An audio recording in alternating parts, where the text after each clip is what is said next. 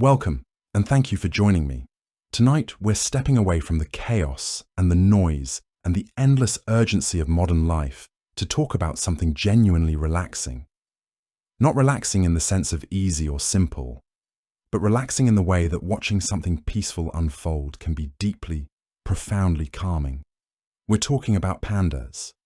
And I know what you might be thinking. A whole video about pandas, just sitting around eating bamboo and looking adorable.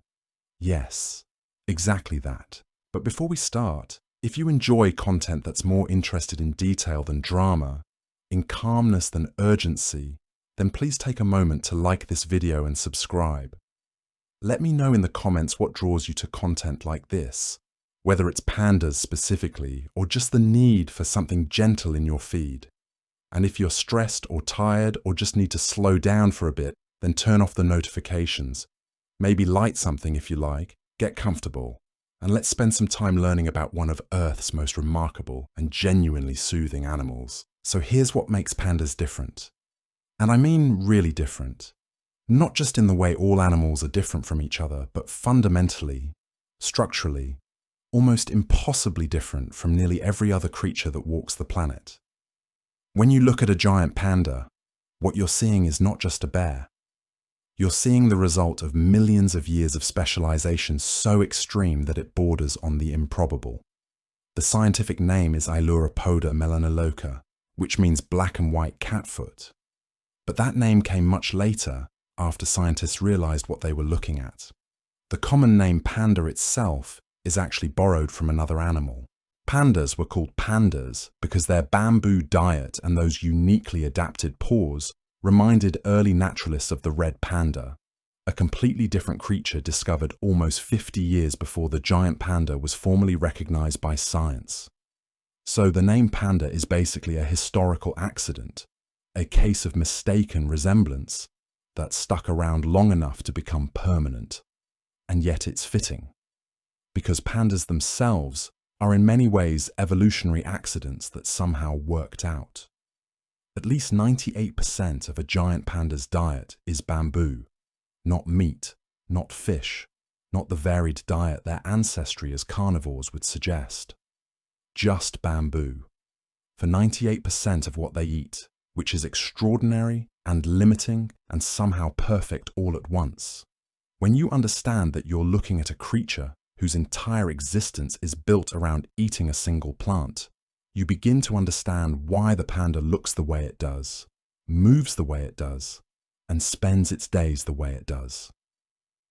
Everything about the physical form of a panda is essentially a response to this one overwhelming dietary specialization. The body of a giant panda is stocky, rounded, and built for sitting. Not for running or climbing or hunting the way their carnivore ancestors would have done, but for sitting in one place and eating for hours. The weight distribution is bottom heavy, almost like they're designed to just settle themselves and stay there. A typical adult giant panda weighs somewhere between 90 and 110 kilograms, which is roughly 200 to 240 pounds for an animal that is essentially a vegetarian. They're heavy without being particularly tall or long-limbed. Everything about their proportions suggests an animal that does not need to move far to find food, because the food is all around them where they live. The head is notably round and, well, adorable. That's not a scientific term, but it's worth noting because it's completely true. The face is dominated by those famous black patches around the eyes, which sit in a white face, and the ears are black and rounded, and proportioned in a way that makes them look perpetually alert and innocent. The snout is blunt rather than pointed. The teeth are broad and strong, designed for grinding rather than tearing.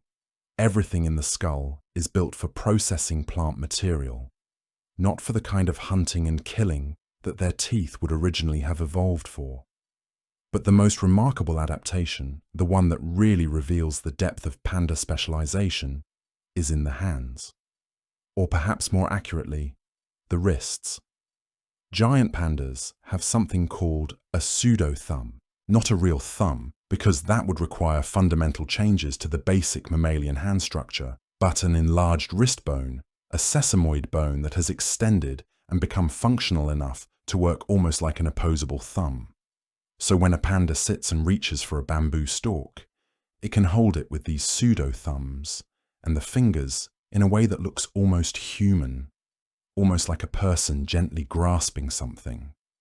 This allows them to manipulate bamboo stalks with remarkable dexterity. They can strip leaves from stems. They can peel bamboo the way you might peel a piece of fruit, removing the outer layers and consuming the inner portions. They can turn the stalk to access different parts. And all of this they do with a kind of deliberate, gentle precision that is almost meditative to watch.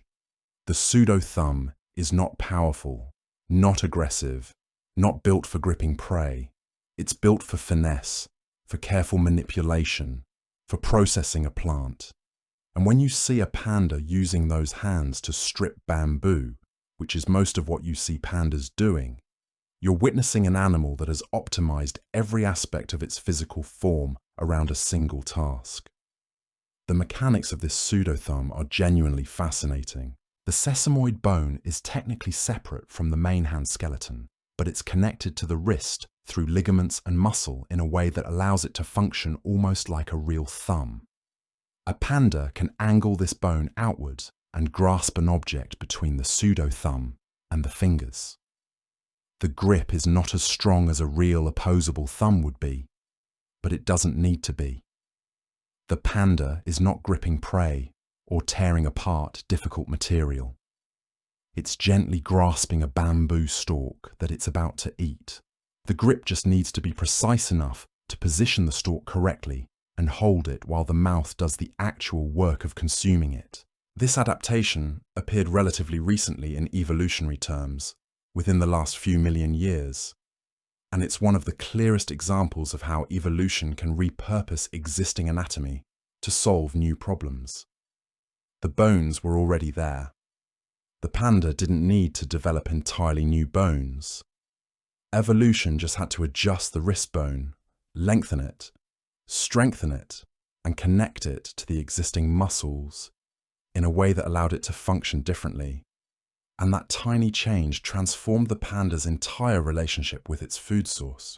The colouring, that iconic black and white pattern, may look decorative, but almost certainly serves a practical function. The white areas, the face and belly and limbs, blend with snow and frost in winter months. The black shoulders and legs and ear patches and eye patches blend with shadow and darkness. So when viewed from a distance, a panda in its native mountainous habitat becomes harder to see. But more than that, the black and white pattern may also serve as a kind of identity marker among pandas themselves. It's high contrast and unmistakable. In a misty mountain forest, where visibility is already limited, that stark pattern might help pandas identify each other from a distance. And because each panda's marking is slightly unique, like a fingerprint, it might allow individual recognition. Whether that's the primary reason for the colouring or just a convenient side effect, scientists aren't entirely certain. But the pattern serves multiple purposes, which is usually how evolution works. Adaptations rarely do just one thing. They solve multiple problems at once, or they provide multiple benefits, and the ones that do tend to stick around. The fact that pandas do not hibernate is crucial to understanding their colouring. Unlike other bears that sleep through winter, pandas remain active year-round, continuously searching for food and moving through their territory. This means they need camouflage that works in both seasons. In winter, when snow covers the mountains, the white portions of a panda's body blend seamlessly with the white landscape. The black patches might seem counterintuitive until you realize that in winter, forests still have dark tree trunks, shadows between rocks, dark branches without leaves.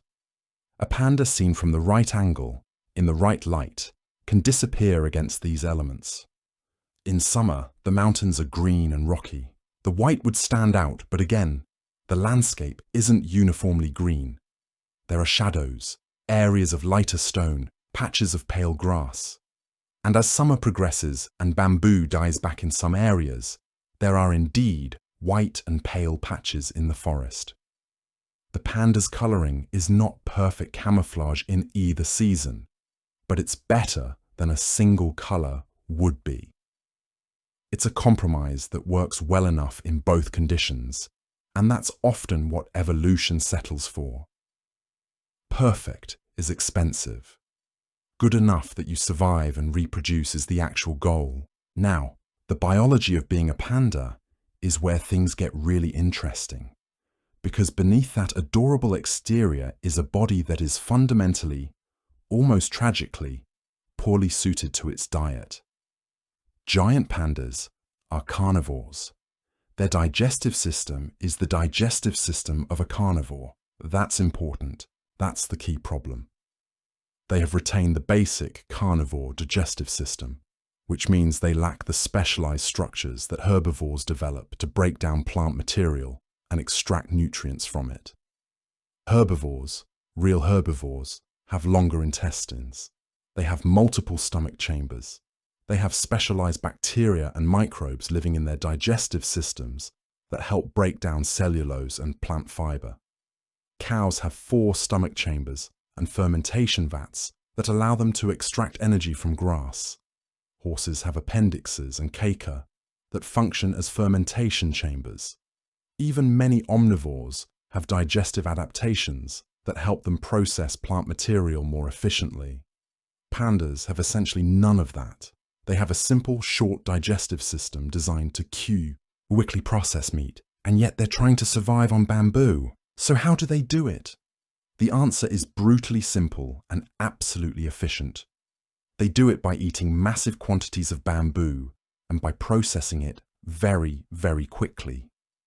A typical panda consumes between 12 and 15 kilograms of bamboo leaves and stems per day, or between 23 and 38 kilograms of bamboo shoots per day, depending on what part of the plant is available and what season it is. That's about 6% of the panda's body weight in bamboo every single day.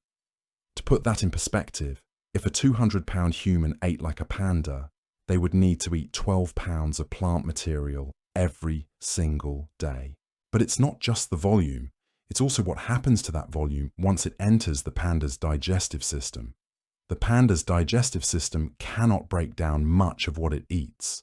The cellulose passes through largely undigested.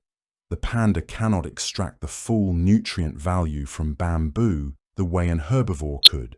So instead of extracting maximum nutrition from each bite, the panda simply eats vastly more bamboo than it strictly needs to survive and lets the excess pass through its system. It's a strategy based on abundance rather than efficiency. As long as there's enough bamboo, it works. As long as the panda can eat enough volume to get the nutrients it needs, despite the inefficiency, the system functions. This is why pandas spend so much time eating. A typical panda spends somewhere between 14 and 16 hours per day eating. 14 to 16 hours. Out of every 24-hour day, more than half the time is devoted to feeding, not because they're particularly hungry or particularly greedy, but because they have to. The mathematics demand it. With a digestive system that cannot efficiently extract nutrients from plant material, the only solution is volume. Eat more. Eat constantly. Eat until you've consumed enough that even with the inefficiency built into your digestive system, you've gotten the calories and nutrients you need to survive another day. This creates a particular rhythm to panda life. Eat for 14 to 16 hours. Rest for 6 to 8 hours. Sleep for 2 to 4 hours. Eat again. The cycle repeats day after day, week after week, year after year. It's almost hypnotic in its regularity, and it's also completely exhausting, which is why pandas rest so much when they're not eating. They're not lazy, they're not being cute, they're conserving energy, because eating bamboo, while it might look gentle and leisurely, is actually an energy-intensive activity when you have to do it for half the day. Consider the sheer mechanical effort involved. The panda's jaw muscles are working continuously for those 14 to 16 hours. The mouth is opening and closing, opening and closing. The teeth are grinding bamboo fiber constantly. The digestive system is processing material from the moment it enters the mouth to the moment it exits the body. This is not restful activity. This is work. And then, after exhausting itself through 16 hours of feeding, the panda needs to rest. It needs to digest. It needs to recover. And then it needs to sleep. The resting periods are not laziness. They're necessary recovery time. The panda's body is in a constant state of activity when eating and recovery when resting. There's very little middle ground. The rhythm is pronounced and rigid. This is why pandas do not do well with disruptions to their daily routine.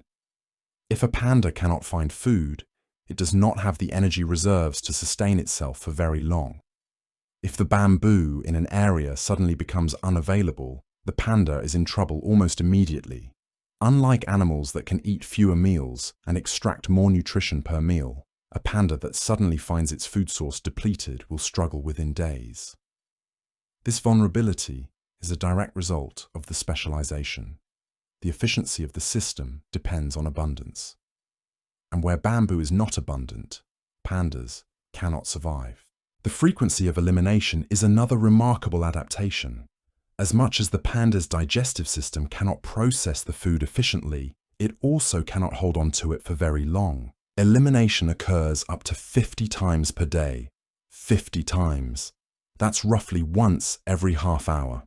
The waste passes through the system so quickly that the panda barely has time to digest anything before it needs to eliminate the bulk of what it's eaten. This might sound unpleasant, and in some ways it is, but it's also remarkably efficient. The panda doesn't need to store waste. It doesn't need to maintain the kind of intestinal system that holds material for long periods of time. Everything moves through quickly. This rapid transit time also means that the panda is extremely responsive to changes in its diet. If it switches from one species of bamboo to another, or from shoots to leaves, the change shows up in the feces very quickly, which is actually useful information for researchers studying panda diet and nutrition. Scientists can learn a lot about what a wild panda is eating simply by analyzing the remains in the feces. And then there's the remarkable 2025 discovery about microRNA. Recent research revealed that bamboo contains microRNA, miRNA, which is a genetic material that can be absorbed directly into the panda's bloodstream and that can influence genetic expression in the panda's own body. This is not something that was previously understood.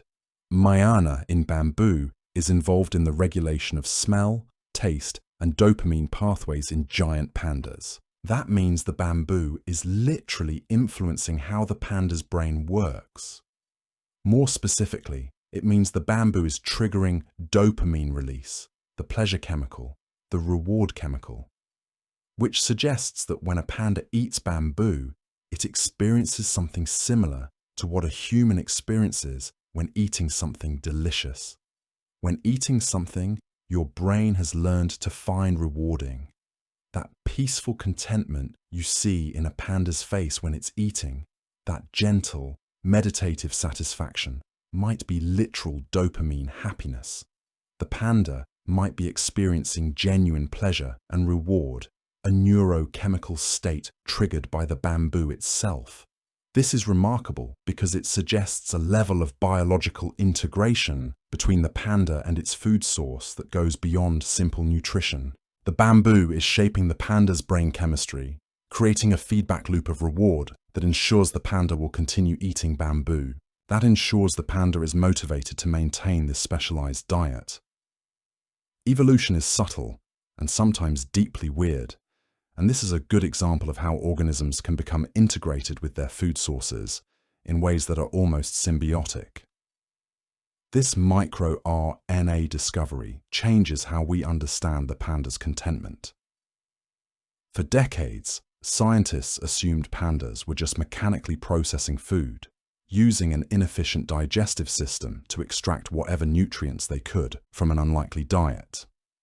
But if the bamboo is triggering dopamine reward, then the panda is not just eating out of necessity, it's eating because eating bamboo feels good, because the plant itself has evolved to be attractive to the panda at a neurochemical level. This creates a relationship that is almost intimate. The panda doesn't eat bamboo despite its inefficient digestion.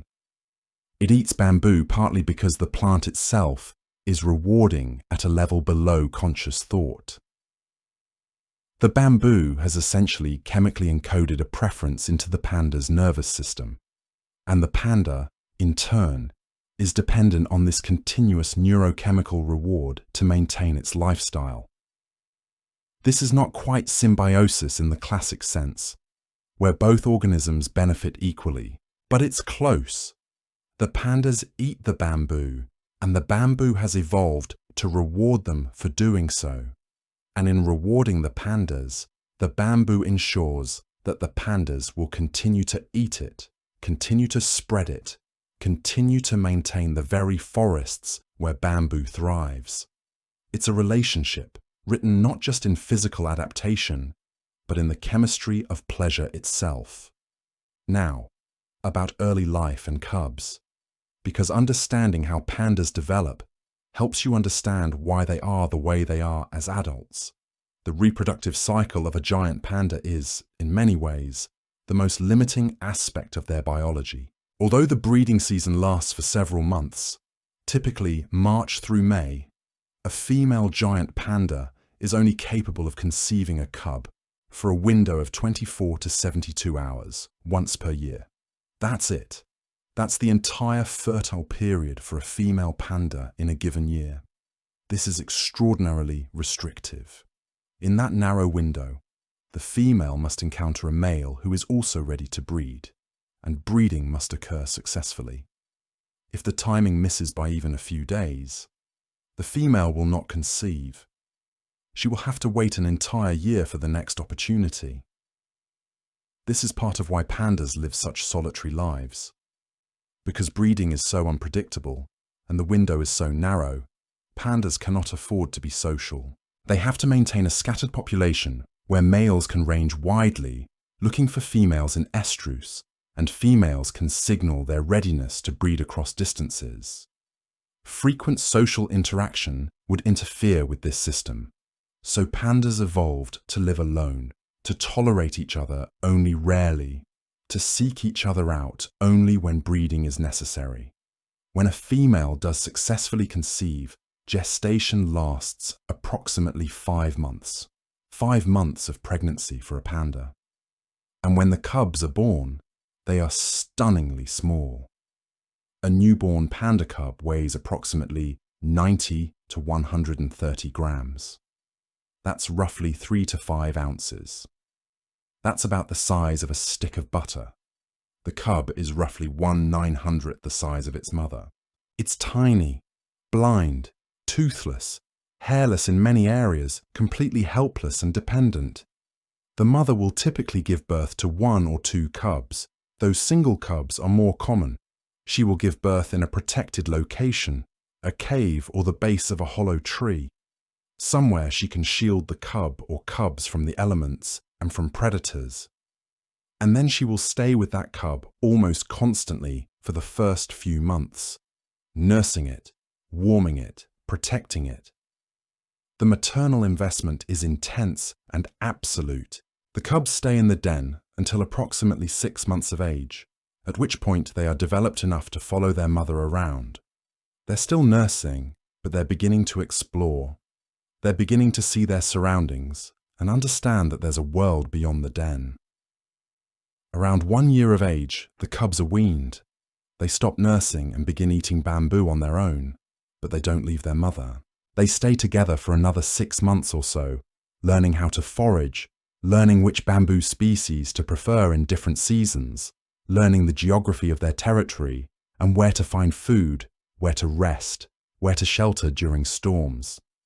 The mother is teaching them how to be a panda, how to survive on bamboo alone, how to find the nutritious parts of the plant, how to spend 14 hours a day eating and not go completely mad from boredom, After about 18 months of life, the young panda is independent enough to live on its own, and the mother drives it away. She becomes solitary again. She's done with the cub. She will not see it again. She may breed again in the following spring if conditions are right, but the cub's childhood is over. What's remarkable about this development is how quickly the cubs adapt to the panda lifestyle. Newborn pandas are tiny and helpless, yes, but within about a year, they are eating bamboo and beginning to develop the behaviors and the body composition that will define them as adults. Within about 18 months, they are independent. This is actually not that unusual for a large mammal, but it's worth noting that the cubs are learning a diet that is, from a conventional mammalian perspective, quite strange. They're learning to spend 14 hours a day eating a plant. They're learning to move slowly. They're learning to be patient. All of these things have to be learned or instinctively understood from birth. Cubs are born knowing something about what bamboo smells like, what it tastes like, because those scent and taste cues are being transmitted through the mother's milk, influencing the developing cub's dopamine and olfactory systems. The neural pathways are being shaped before the cub even begins eating solid food.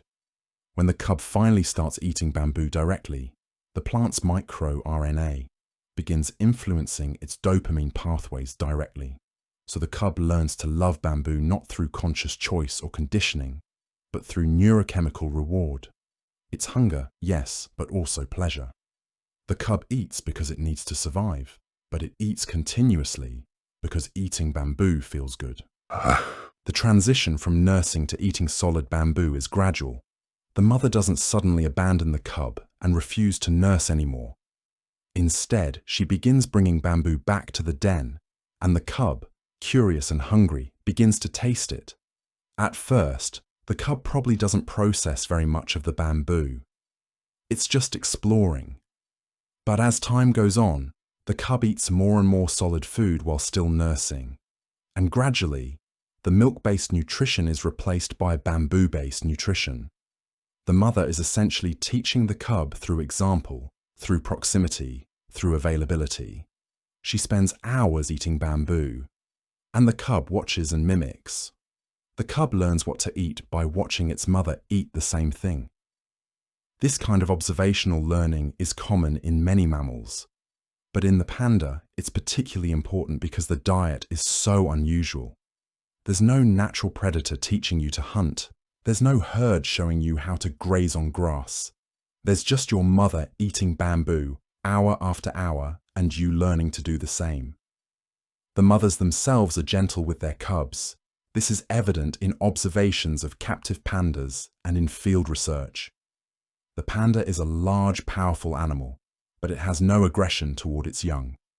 The relationship is patient and protective, and this gentleness extends to the cub's own behavior. Young pandas are not aggressive. They play, yes, they tumble around, they test their strength, but they're not rough with each other or with their mothers. This temperament appears to be innate. Pandas are born gentle and remain gentle throughout their lives. They don't seem to have the capacity for the kind of rough aggression that you see in many other bears. Perhaps because they never had to hunt. Perhaps because their entire evolutionary trajectory was shaped by an abundant food source that required no aggression to obtain. You don't need to fight if there's bamboo everywhere. You don't need to be mean. You can just be peaceful. And movement. The movement of a panda is another aspect of their physical uniqueness that's worth understanding, because the way a panda moves reveals everything about its lifestyle and its energy budget. Giant pandas walk slowly. This is not an observation or a stereotype. This is a fact. Pandas have a slow, deliberate gait that appears almost leisurely. They don't trot or lope or gallop. They walk, usually on all fours, though they can rear up on hind legs briefly. But when they walk slowly. This is not because they are lazy, though they may appear that way. It's because speed is not necessary. A panda in its natural habitat has no predators. No animal is hunting it. It has no prey it needs to catch. There's nothing it needs to run from, and nothing it needs to run toward. So there's no selective pressure for speed. Evolution has shaped pandas toward efficiency, not velocity. Energy conservation is more important than velocity, and a slow walk uses less energy than a fast walk or a run. The body mass of a panda works against rapid movement anyway.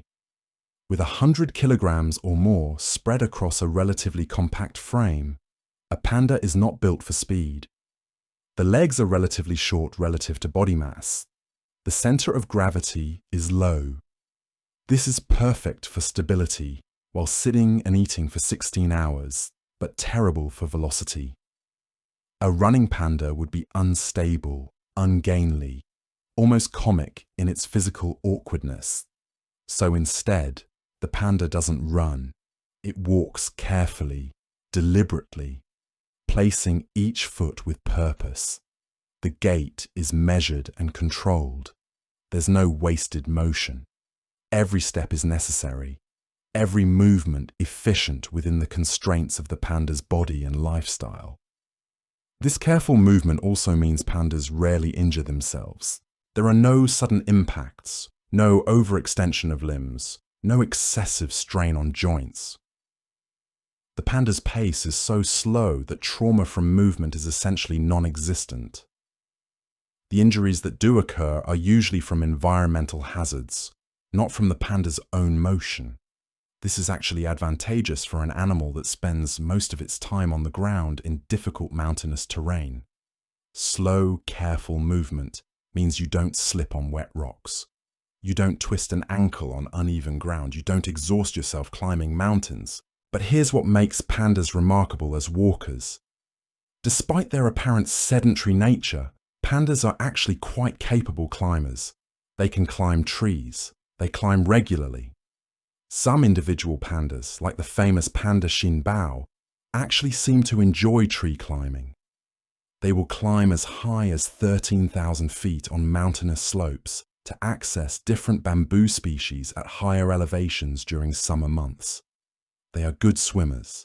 They're flexible enough to contort their relatively bulky bodies into unlikely positions. They can roll and tumble and perform acrobatic movements. So the slowness is not a limitation. It's a choice. Or more accurately, it's an adaptation. When moving between feeding areas, pandas walk slowly. When necessary, when climbing or when pursuing some goal that requires movement, they're quite capable. But most of the time, most of their waking hours are not spent moving. They're spent in one location, eating bamboo. So the default state is stillness. The slow walk is the baseline. Exertion is the exception. And the sleeping positions.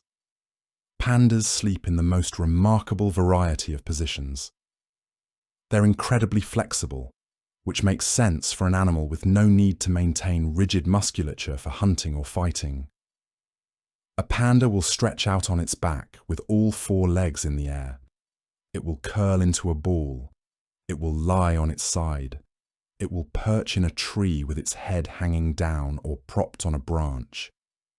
One of the most famous panda sleeping positions is to brace the back legs against a tree trunk and cover the eyes with the front paws, creating a kind of makeshift shelter. These positions look adorable, and they are, but they're also evidence of flexibility and a lack of tension. A panda sleeping is a truly relaxed animal. There's no coiled muscles ready for explosive action. There's no tension in the body. There's just a creature that has eaten enough bamboo and is now resting, fully at ease in its environment. And the speed of movement during feeding is notable too. When a panda is eating, it moves with deliberation. It reaches for a bamboo stalk. It grasps it with the pseudo-thumbs and fingers. It positions it. It strips leaves or peels the outer layers. Each movement is precise and careful, but not rushed. There's no urgency. The panda is not competing for food. The bamboo is not going anywhere. The panda can take its time. This methodical approach to feeding is part of what makes watching pandas so relaxing to observe. There's no predatory aggression, there's no urgency or desperation, there's just calm, continuous eating. Hour after hour of gentle, deliberate movement. This is the rhythm of a panda's day. Slow walking between feeding areas, settling down, eating deliberately and continuously, resting, sleeping in impossible positions, eating again, moving again. The rhythm repeats, day after day, in an almost meditative cycle that is completely, utterly incompatible with stress or aggression or anything resembling urgency. To watch a panda move is to watch an animal that has settled into its lifestyle so completely that the lifestyle has become almost a form of meditation. What makes a panda is bamboo. That sounds simple, but it's not. Everything about the animal, its body, its behavior, its entire existence, has been fundamentally shaped by this single plant.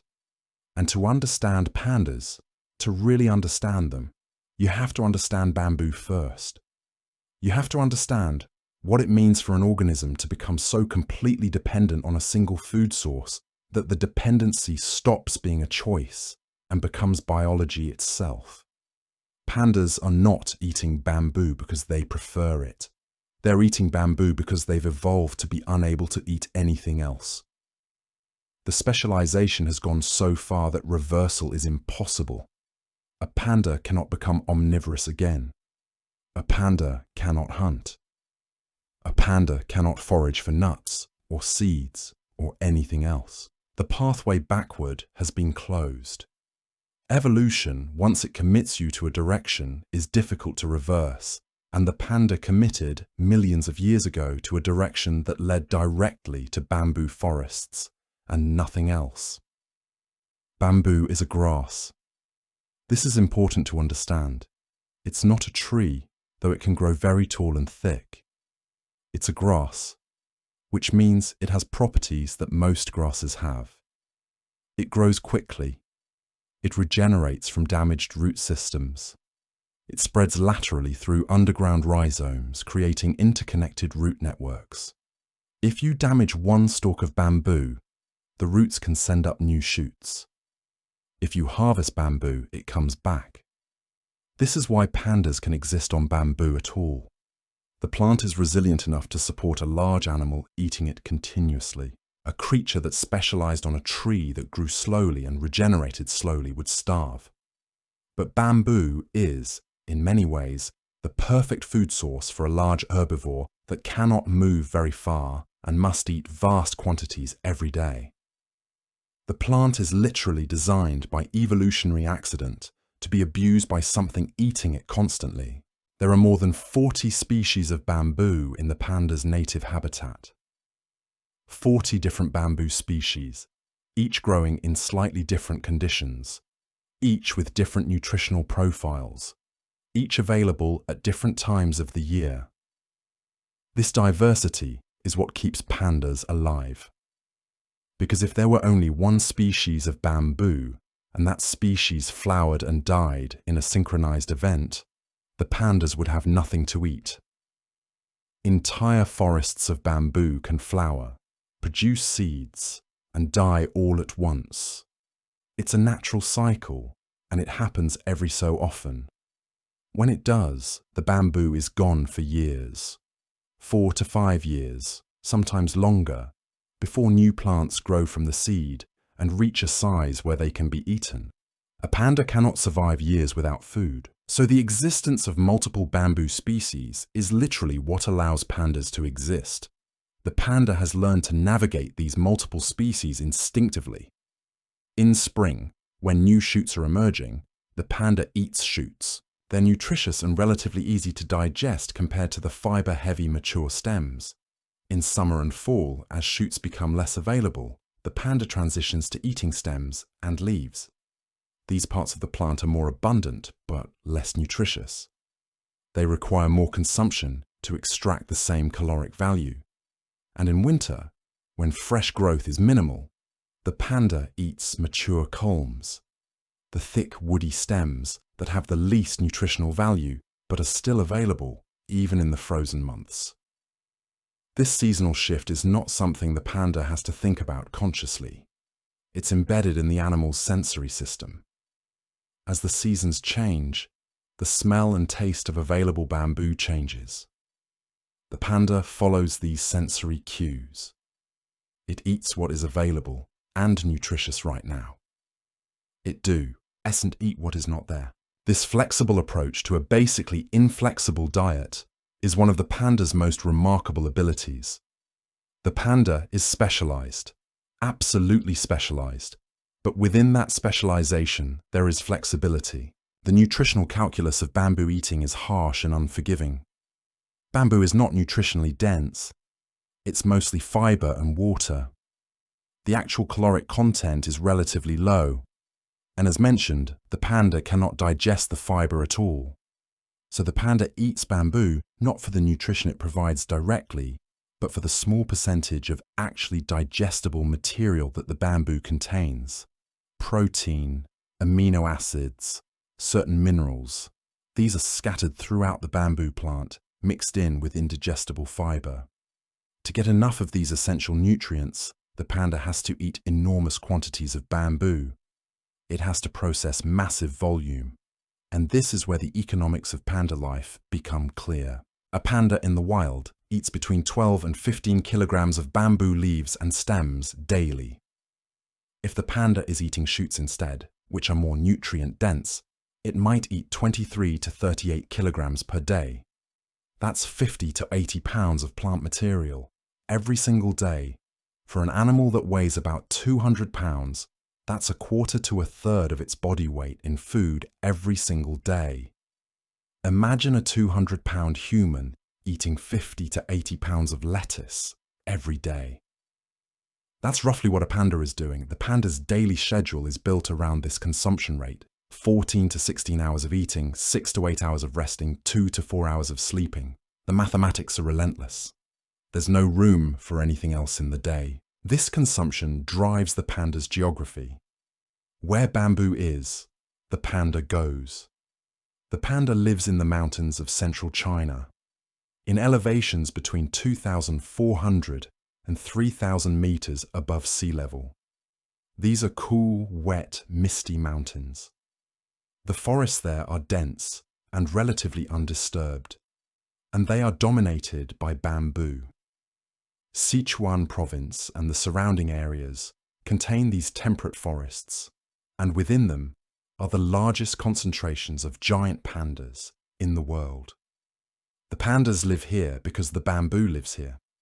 They don't live anywhere else because the bamboo doesn't grow anywhere else. The whole of their range, the entire distribution of the species, is determined by the availability of bamboo. If bamboo disappeared from the Sichuan mountains, pandas would have nowhere to go. There is no backup plan. There is no alternative habitat. The panda is locked into these specific forests in these specific mountains, and the security of the species depends entirely on the security of these forests. This is why conservation of panda habitat is so important. It's not just about preserving nature in the abstract. It's about preserving the physical space where bamboo grows. Without that space, pandas cannot exist. The seasonal variation in panda habitat is significant. In spring, the new shoots emerge, and the panda moves to areas where shoots are growing. The shoots are protein-rich, relatively digestible, and abundant. This is the best season nutritionally for pandas. The panda's body reflects this.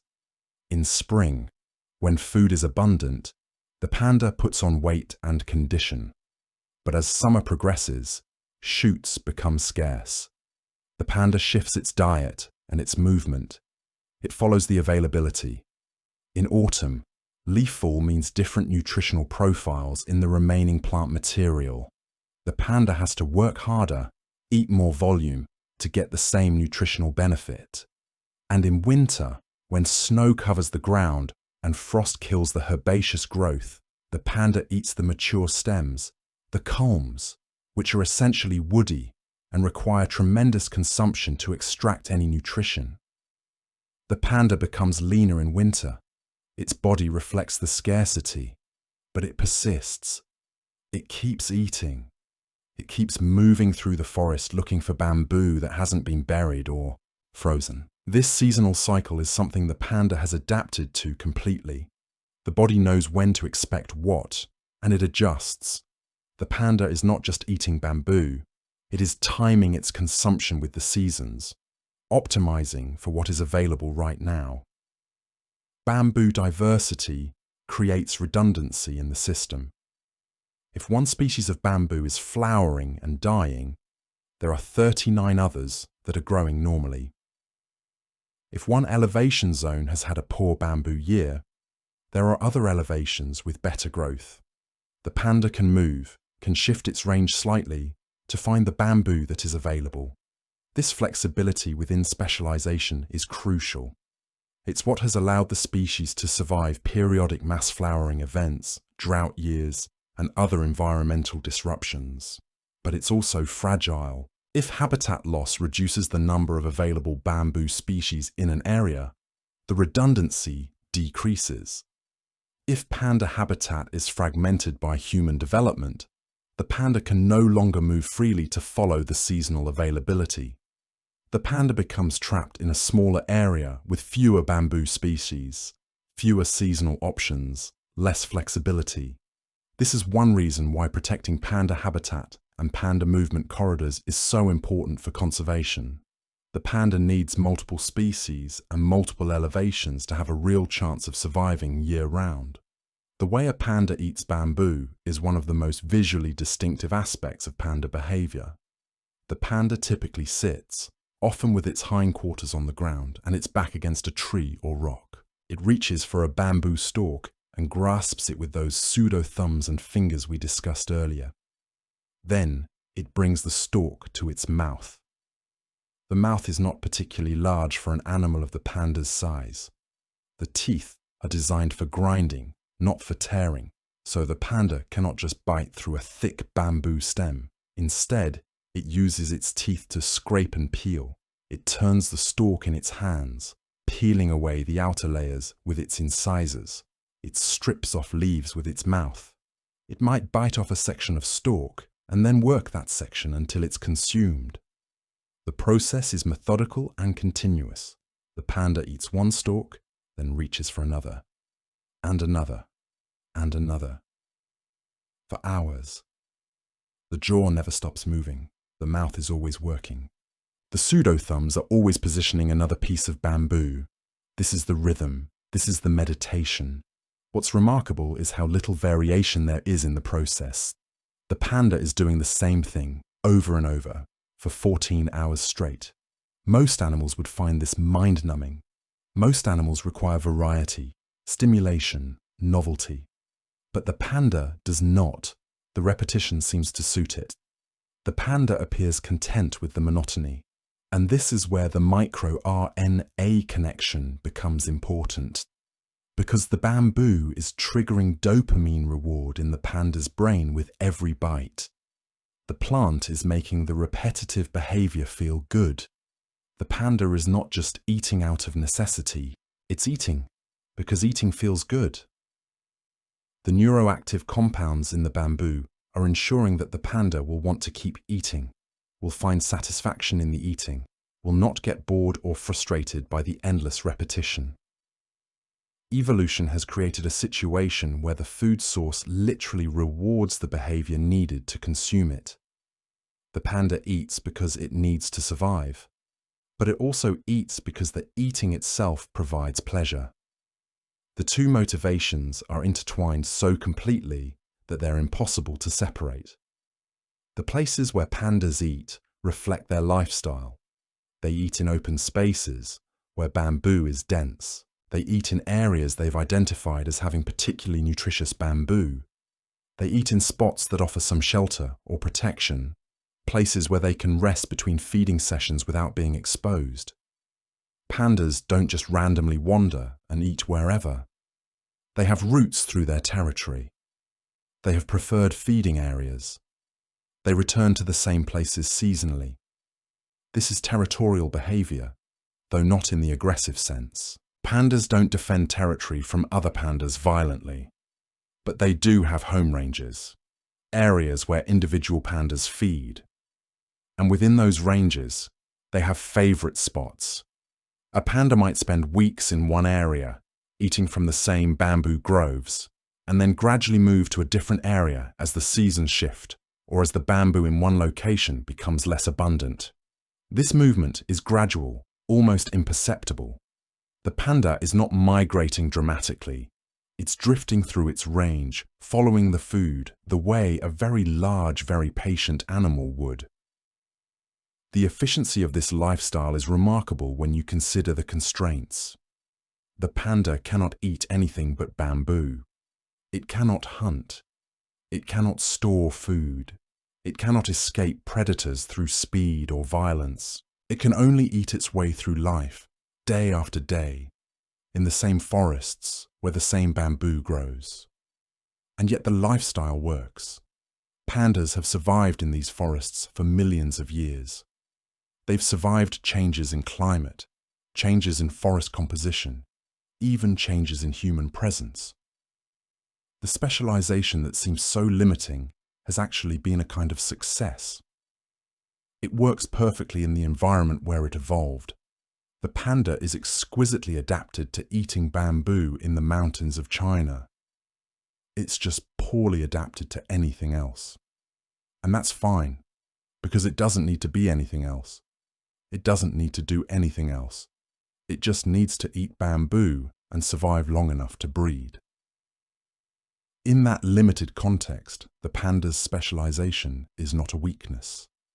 It's a masterpiece of evolutionary engineering. The eating mechanics of a panda reveal the depth of specialization in its mouth and digestive system. The panda's teeth are broad and strong, with grinding surfaces that are flat rather than pointed. The jaw muscles are powerful, but not designed for the kind of explosive bite that a hunting carnivore would need. Instead, they're designed for sustained, repetitive grinding. The panda can hold its mouth open for extended periods and move its jaw in the grinding motions needed to process plant fiber. The tooth wear on wild pandas is notable. Over a lifetime of grinding bamboo, the teeth become worn, smooth, flattened. This is not decay or disease. It's the expected result of using teeth constantly for their intended purpose. An old panda's teeth are often worn to the gums, and yet the panda continues eating. The grinding becomes less efficient, but it continues. Some elderly pandas in captivity have been observed struggling to eat because their teeth are so worn. But in the wild, pandas with heavily worn teeth simply eat more to compensate. They eat more volume because each bite extracts less nutrition. The mathematics of the diet allows for this. As long as there's enough bamboo, even a panda with terrible teeth can survive. The esophagus is wide and lined with a thick epithelium that can handle the abrasive nature of bamboo fiber. The stomach is relatively simple compared to a herbivore's, but it's adapted to handle the constant throughput of material. The intestines are short and straight compared to other herbivores, which makes sense for an animal with a carnivore's ancestry. The rapid transit time is a feature, not a bug. Everything moves through quickly. The panda extracts what little nutrition it can and eliminates the rest. This rapid transit means that the panda is vulnerable to changes in diet, which is worth understanding. If a panda suddenly switches from eating one bamboo species to another, or if the nutritional content of available bamboo changes dramatically, the panda's digestive system responds immediately. The composition of the feces changes within hours. Researchers studying wild pandas can learn exactly what the panda has been eating recently just by analyzing the feces. It's a direct window into the panda's recent feeding choices. The digestive system is not a filter that processes everything the same way. It's a high-speed processing system that's sensitive to input variations. The panda's metabolism is slower than you'd expect for an animal of its size. This is another adaptation to the low-energy diet. The panda moves slowly, rests frequently, and keeps its overall metabolic rate low. This efficiency extends the distance that the limited calories from bamboo can take the panda. A panda with a faster metabolism would need to eat even more. A panda with a slower metabolism can get by on the vast quantities of bamboo it's already eating. This metabolic slowness is visible in the panda's behavior. The panda does not move quickly. It does not generate rapid movements or quick reactions. Everything is slow and deliberate. The heart rate of a panda at rest is slow. The breathing rate is slow. Even the reproductive cycle is slow, as we discussed. The entire organism is tuned to operate on a limited energy budget. This is not laziness. This is optimization. The panda's muscles are not built for explosive power. They're built for sustained, low-intensity activity. The muscle fiber composition reflects this. More slow-twitch fibers, fewer fast-twitch fibers. Slow-twitch fibers are efficient at producing sustained effort. Fast-twitch fibers are efficient at producing power but fatigue quickly. A panda doesn't need power. It doesn't need to sprint or jump or exert itself suddenly. It needs to keep moving, keep eating, hour after hour, day after day. The slow-twitch muscle composition is perfect for this. The panda is literally built for the lifestyle it lives. Every aspect of its physiology reinforces the slow, methodical, continuous eating and resting rhythm. One of the most relaxing aspects of watching a panda eat is the complete lack of urgency. There is no rushing. There is no desperation. There is no competition for the food. The panda knows the bamboo will be there tomorrow. It knows it can eat at its own pace. This confidence is visible in every movement. The panda reaches for bamboo the way someone might reach for a beverage they know they'll have access to forever. Without the tension or speed that comes from scarcity, without the fear that comes from competition. The bamboo is abundant. The panda can afford to be patient, can afford to be slow, can afford to just sit and eat for 16 hours at a peaceful pace. This abundance of food, paradoxically combined with the poor nutritional value of the food, creates a unique lifestyle. The panda has to eat massive quantities, which is exhausting, but it never has to hurry, which is peaceful. It's in this space, between the exhaustion of constant eating and the peace of having all the time in the world to do it, that the panda's distinctive calm emerges. Now let me address the daily patterns of a panda's life. The rhythm is elemental and uncomplicated. The panda wakes from sleep or from resting. It immediately begins to forage and feed. It eats for approximately 14 to 16 hours.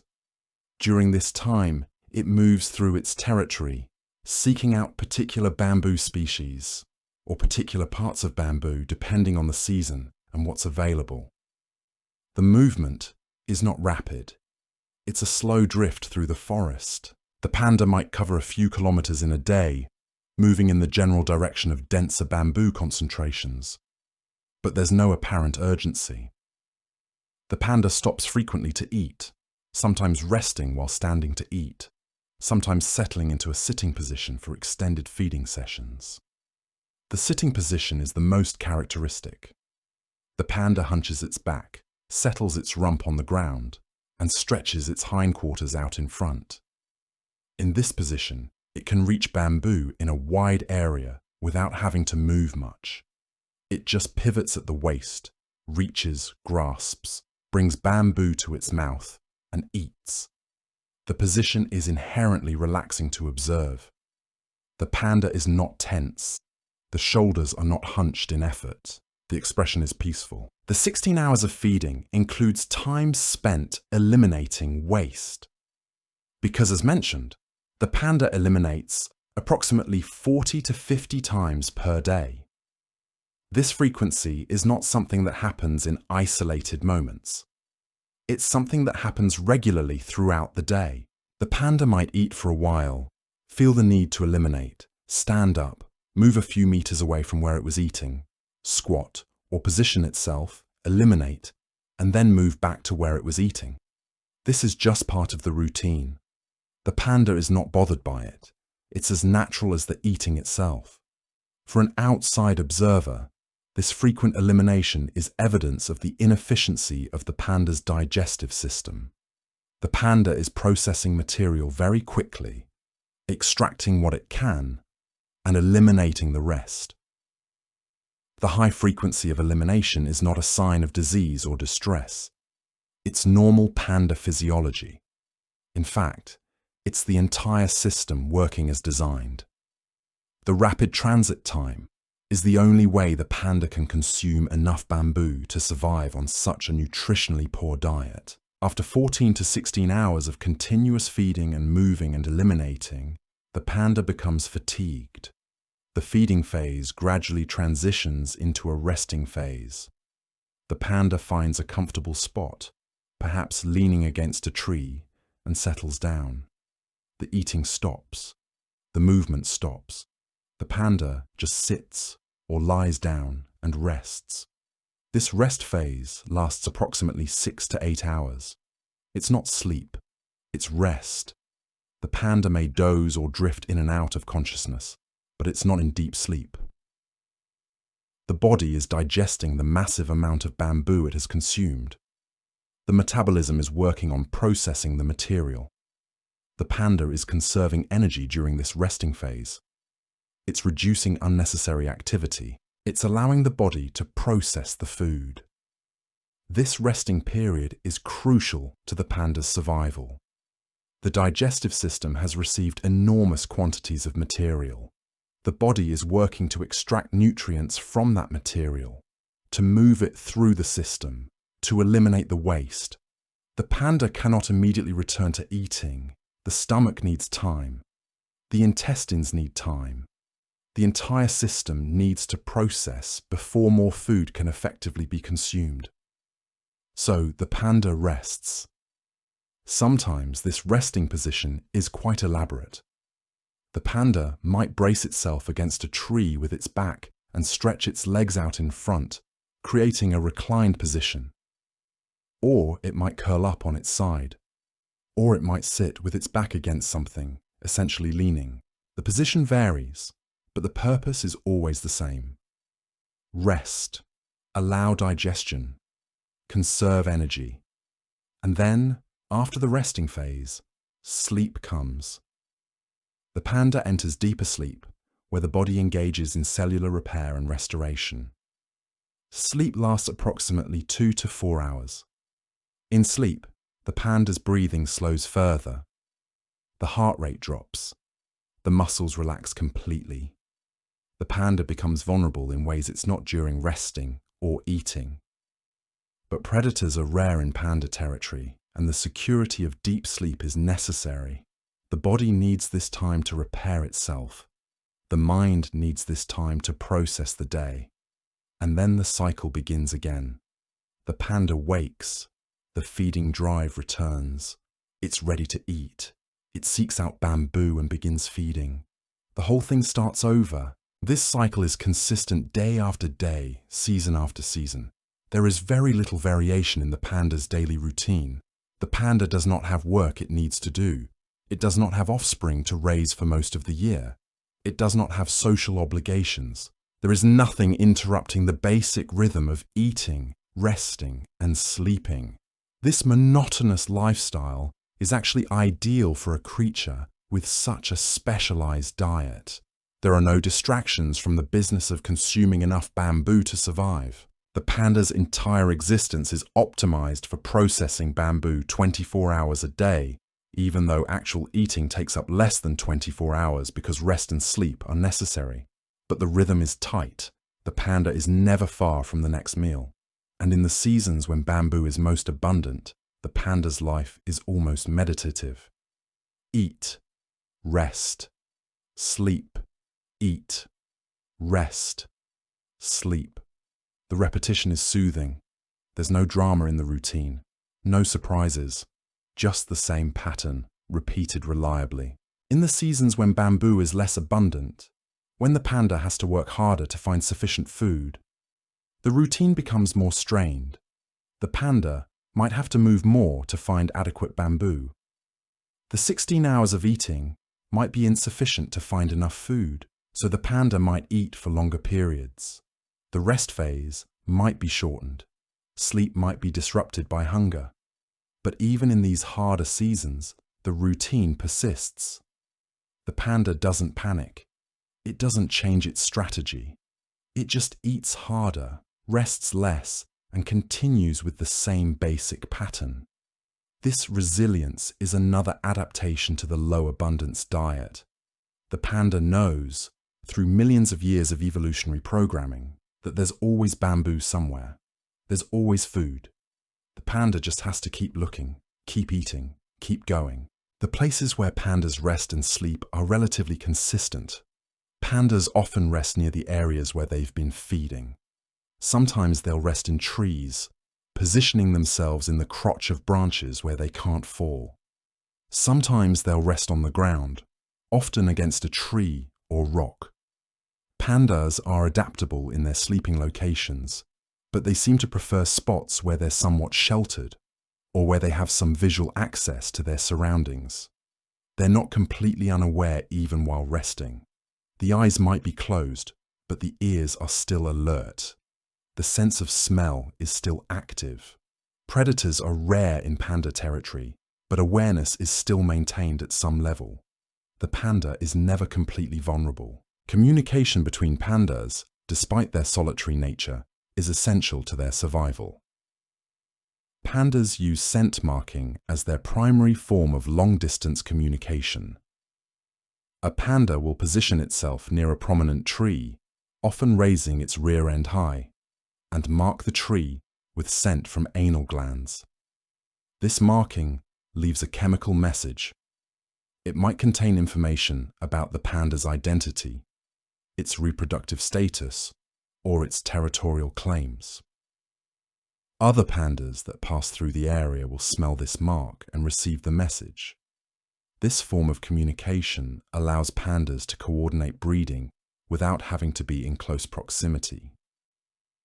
A male panda might patrol its territory, smelling marks left by females, learning whether any female is approaching estrus. If a female is approaching estrus, the male will seek her out.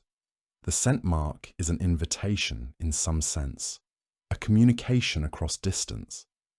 The famous handstand behavior of male pandas occurs in the context of scent marking. A male panda will approach a tree and then rise up on its front legs, often with support from the tree, and press its rear end as high as possible on the trunk. In this position, the scent mark is placed higher on the tree. Why? Because height matters. A higher scent mark implies a taller panda, and a taller panda is likely a larger, more dominant panda. So, by marking as high as possible, the male panda is making a statement about its size and status. It's a form of visual and chemical communication combined.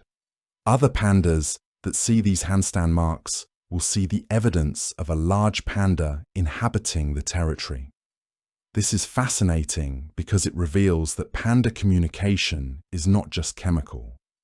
It's also visual and contextual.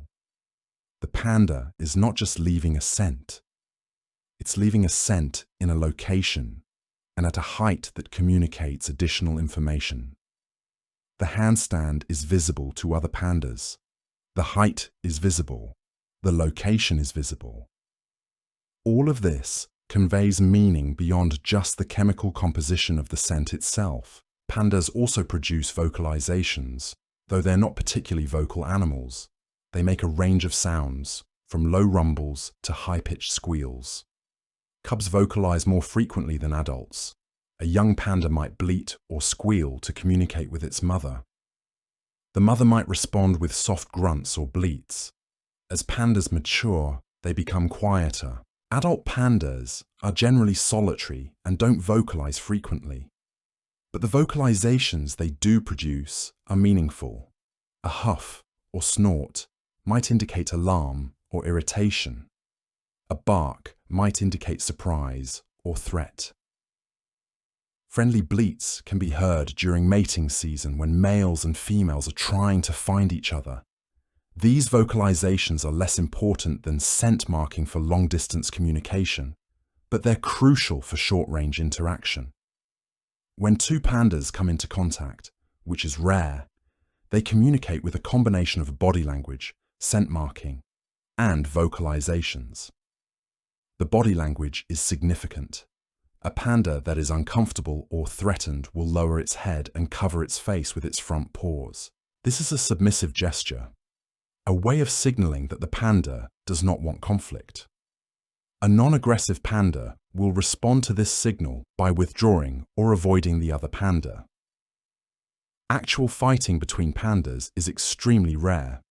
They prefer to avoid each other entirely, and when avoidance is not possible, they use these submissive signals to diffuse potential conflict. Visual communication also involves the panda's distinctive black and white coloration. The high contrast of black and white makes pandas visible to each other over relatively long distances in their misty mountain habitat. The patterns might be individually distinctive, though humans can generally not tell one panda from another just by looking. But other pandas might be able to distinguish individuals by subtle variations in the marking pattern. This would be similar to how humans can distinguish individual faces. The coloration serves both a camouflage function and a recognition function. It hides the panda from potential predators while also allowing other pandas to recognize each other as individuals. The combination of functions is elegant. The panda's visual appearance conveys multiple pieces of information simultaneously. The communication system of pandas is distributed and low intensity. Most of the time, pandas are not communicating at all.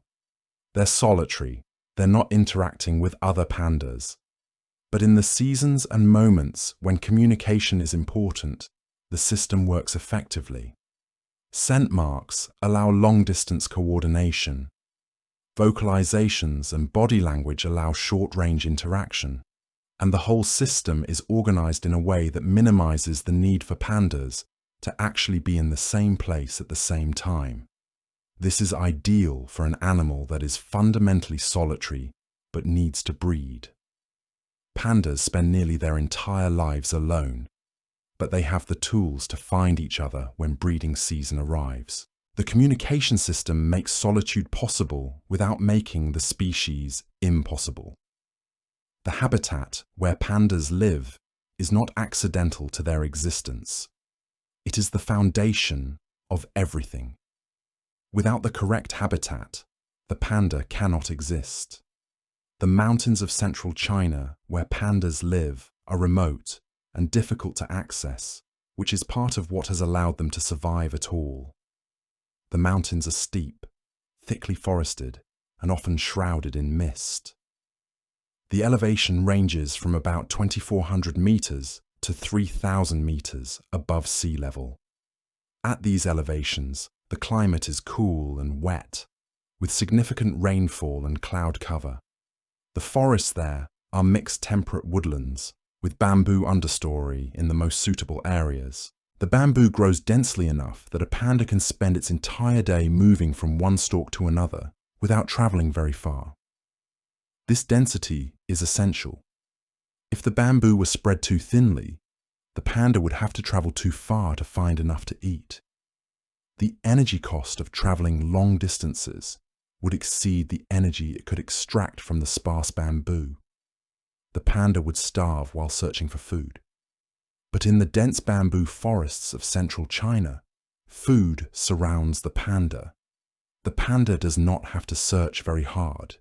It just has to keep eating. These forests are not uniform. They have structure and layering.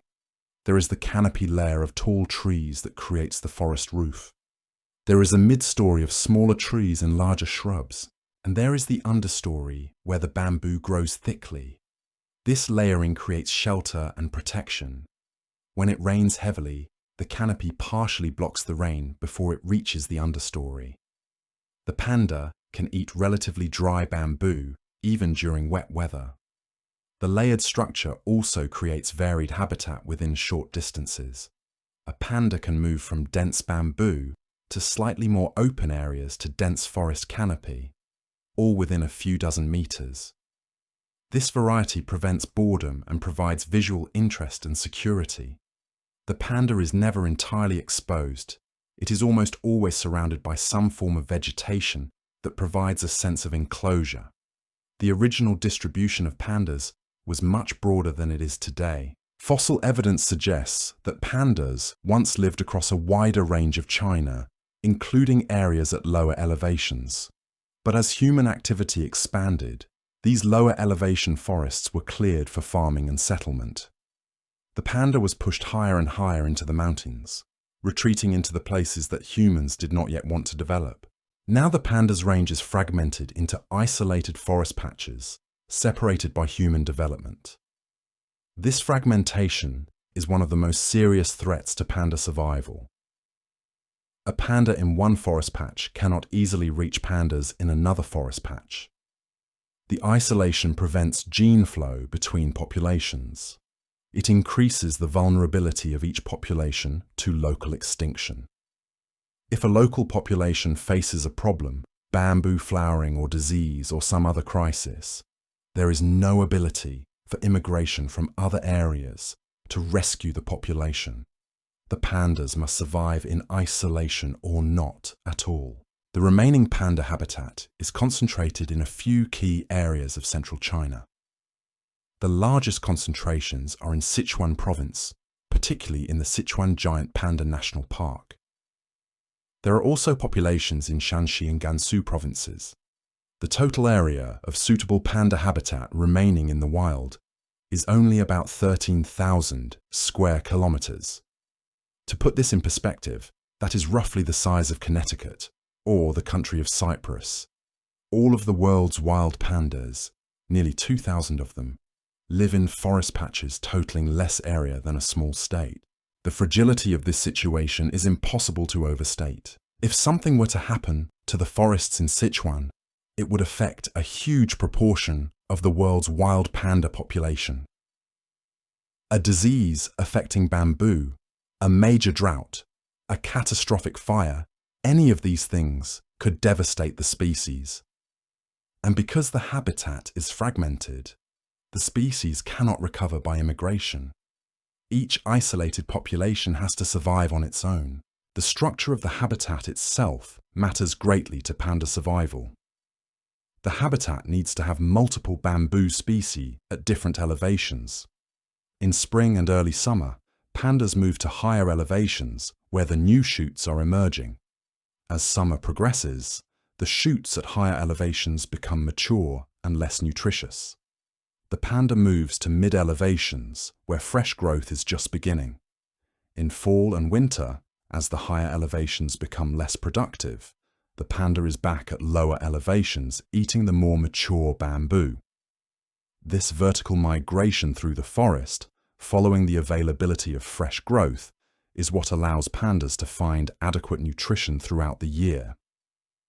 But this requires intact habitat across the entire elevation gradient. If human development cuts the forest at a particular elevation, the panda's migration route is blocked. The panda becomes trapped in a smaller area with fewer options.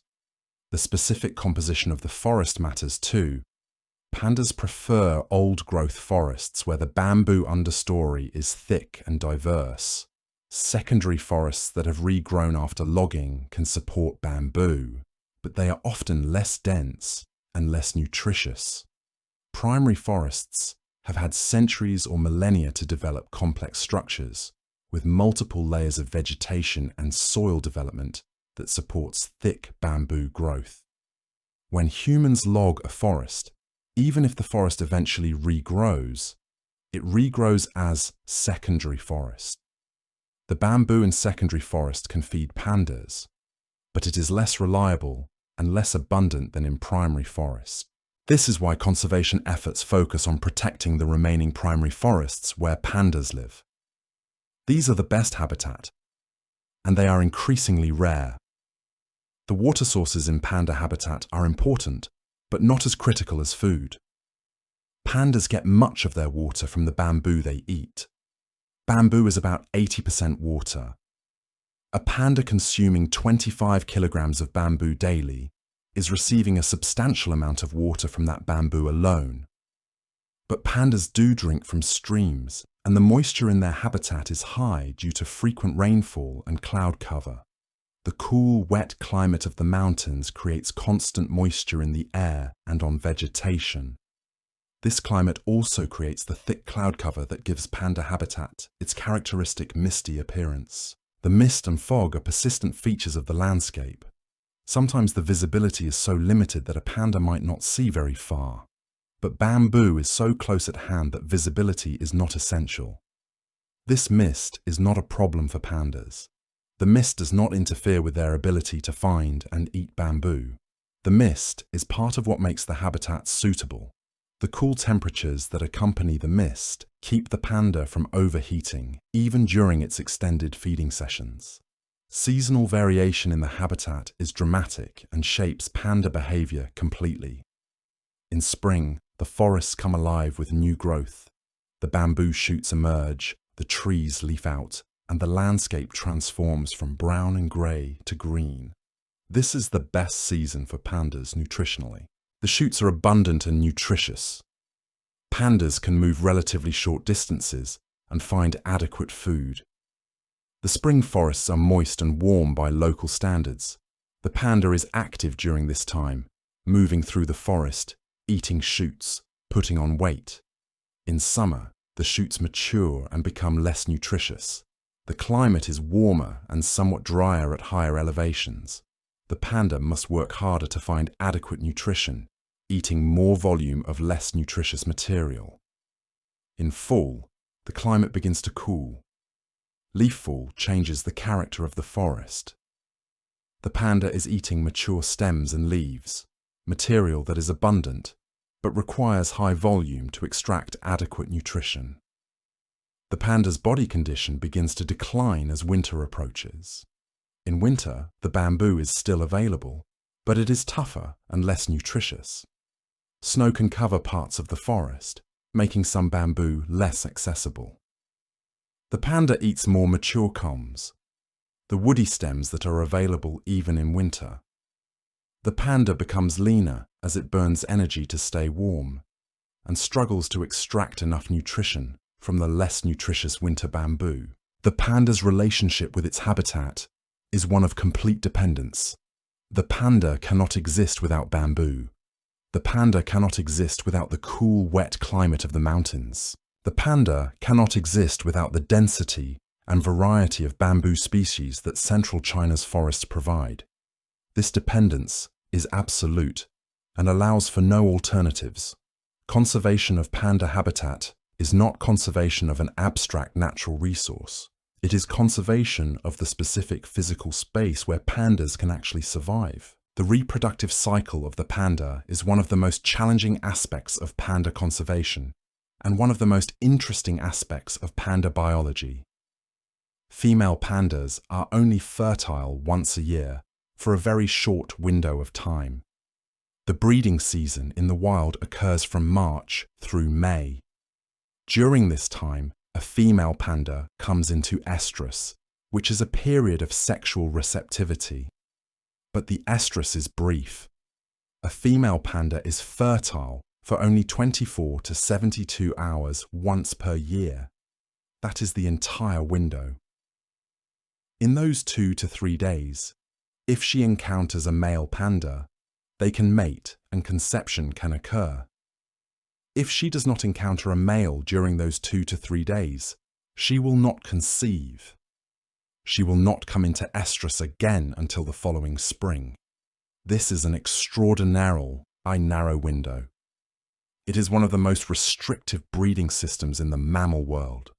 The consequences of this are immense. Because females are fertile for such a short time, males must be able to find them. A male panda cannot simply mate with any female he encounters. He has to find a female during her 2 to 3 day window of fertility. In a fragmented habitat where pandas are spread out and isolated, finding a mate during this window is extremely difficult. A male panda might have to travel several kilometers to find a female in estrus. He has to know that a female is approaching estrus, travel to her area, and arrive during those specific 2 to 3 days. If he misses the window, conception does not happen. The population does not grow. This is a major problem in conservation. Captive pandas have even more difficulty with breeding because they may be housed in locations far from suitable mates, or they may simply not bond with available mates, or they may lack the behavioral cues that trigger breeding in the wild. Many zoos struggle to get their pandas to breed. The reproductive challenge is significant. How do pandas find mates during this narrow window? The answer is scent marking, which serves a dual function. First, it allows males to monitor the reproductive status of females in their territory. A male panda will regularly check the scent marks of females in his range. As a female approaches estrus, the chemical composition of her scent changes. The male detects this change. He knows the female is becoming fertile. He remains in her general area, waiting for the exact moment of peak fertility. When that moment arrives, he approaches the female, and courtship begins. The female is willing to mate only during her brief window of fertility. Outside of that window, she will reject male advances aggressively if necessary. During the window, she actively seeks out the male or accepts his advances. The courtship behavior is notable. Males will vocalize, producing bleats and other sounds that females recognize. They will approach slowly, allowing the female to become accustomed to their presence. They may engage in gentle physical contact, sniffing and touching before actual mating occurs. This behavior is not aggressive. It is calm and patient, which reflects the panda's generally peaceful nature. The female indicates acceptance by assuming a receptive posture. The pair then mates, often multiple times. The pair may mate multiple times over the 24 to 72-hour period to maximize the chance of conception. After this brief period, the female is again unreceptive. The male departs. The mating season ends. The two pandas may never interact again for a full year, or possibly never see each other again if they move their territories or one of them dies. Gestation in pandas lasts approximately 130 to 140 days, roughly 4.5 months. The female during this time appears to show no external signs of pregnancy. She continues her normal behavior of eating bamboo and moving through her territory. She does not retreat to a den or change her behavior notably. The pregnancy is metabolically expensive, but the panda's lifestyle of eating constantly helps support it. Near the time of parturition, the female seeks out a suitable denning site. Dens are typically caves or the base of hollow trees. The female gives birth in the den in a dark, sheltered place.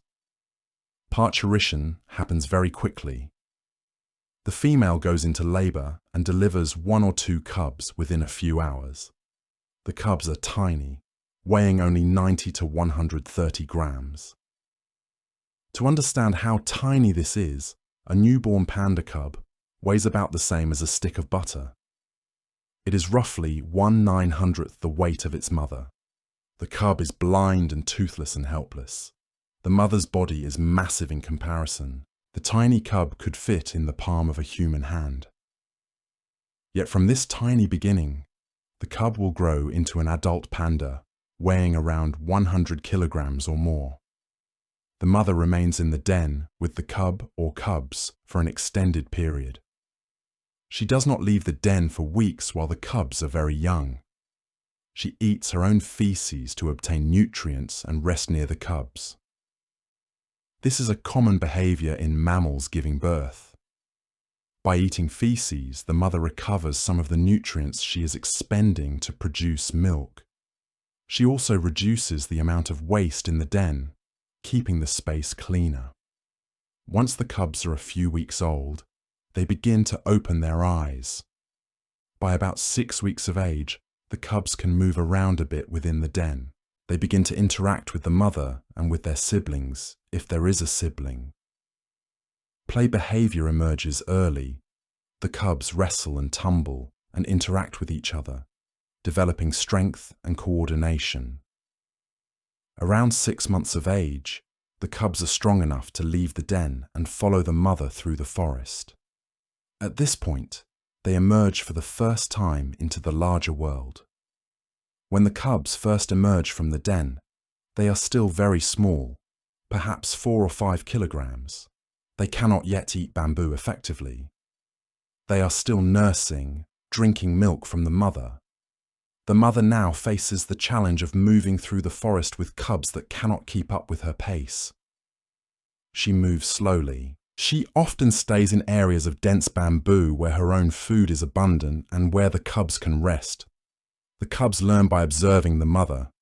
They watch how she selects bamboo, how she eats, how she moves through the forest. Over the next several months, the cubs gradually begin to consume small amounts of bamboo. At first, it is just playing with bamboo, exploring it, tasting it. Gradually, actual consumption begins. By the time the cubs are around 1 year old, they are eating more bamboo and nursing less. By 18 months, they are mostly weaned, though still nursing occasionally. Around 2 years of age, the cubs separate from the mother. They move into their own territories or disperse to find unoccupied areas. The mother begins her reproductive cycle again. If she does not already have a cub, or if her cub has separated, she comes into estrus again in the following spring. The cycle repeats. The investment that a female panda makes in reproduction is enormous. She carries a pregnancy for 4.5 months. She gives birth to tiny, helpless cubs. She spends weeks in a den with them. She nurses them for up to 2 years. She protects them and teaches them. Then, she allows them to depart. All of this takes time and energy. A female panda might produce only a handful of cubs in her entire lifetime. If reproduction is difficult or conditions are poor, she might produce only 1 or 2 cubs that survive to independence. In a population where juvenile mortality is high, population growth can be very slow. This is another reason why panda populations are vulnerable. They do not reproduce quickly enough to recover easily from losses. If human activity causes deaths of adult pandas, or if habitat loss reduces food availability and increases juvenile mortality, the population can decline slowly over time without anyone noticing until the decline is severe. Captive pandas breed even less readily than wild pandas. Many captive pandas have low fertility rates. Some pairs fail to breed at all despite being housed together. Researchers have worked extensively to understand panda reproduction and to encourage breeding in captivity. The challenges are significant. Male pandas do not always breed. Some males seem uninterested in females. Some males are aggressive rather than courtship-focused. Female pandas can be very selective about mates. A female might reject a particular male even though he is healthy and available. The compatibility between individuals matters greatly. Additionally, captive pandas do not have the natural cues that trigger breeding in the wild. In the wild, increasing day length, changing temperatures, and the scent of other pandas in estrus all contribute to breeding motivation. Captive breeding programs have developed techniques to encourage breeding, including hormone treatments and adjustments to lighting and temperature. Despite these efforts, captive breeding remains challenging and less productive than wild breeding. The conservation implications of the panda's restricted breeding system are profound. The species cannot rapidly increase in number, even under ideal conditions. The best-case scenario for wild panda population growth is very modest. With high juvenile survival and high adult survival, a wild panda population might grow at a few % per year. This is not dramatic. It means that if pandas are to recover significantly, they need decades of protection and habitat restoration. There is no shortcut. The species cannot be quickly restored. It can only be slowly recovered if conditions are favorable for long enough. The social structure of pandas is almost paradoxical. Pandas are deeply solitary animals. They spend nearly their entire lives alone. They do not form groups. They do not cooperate. They do not interact socially, except during the brief mating season.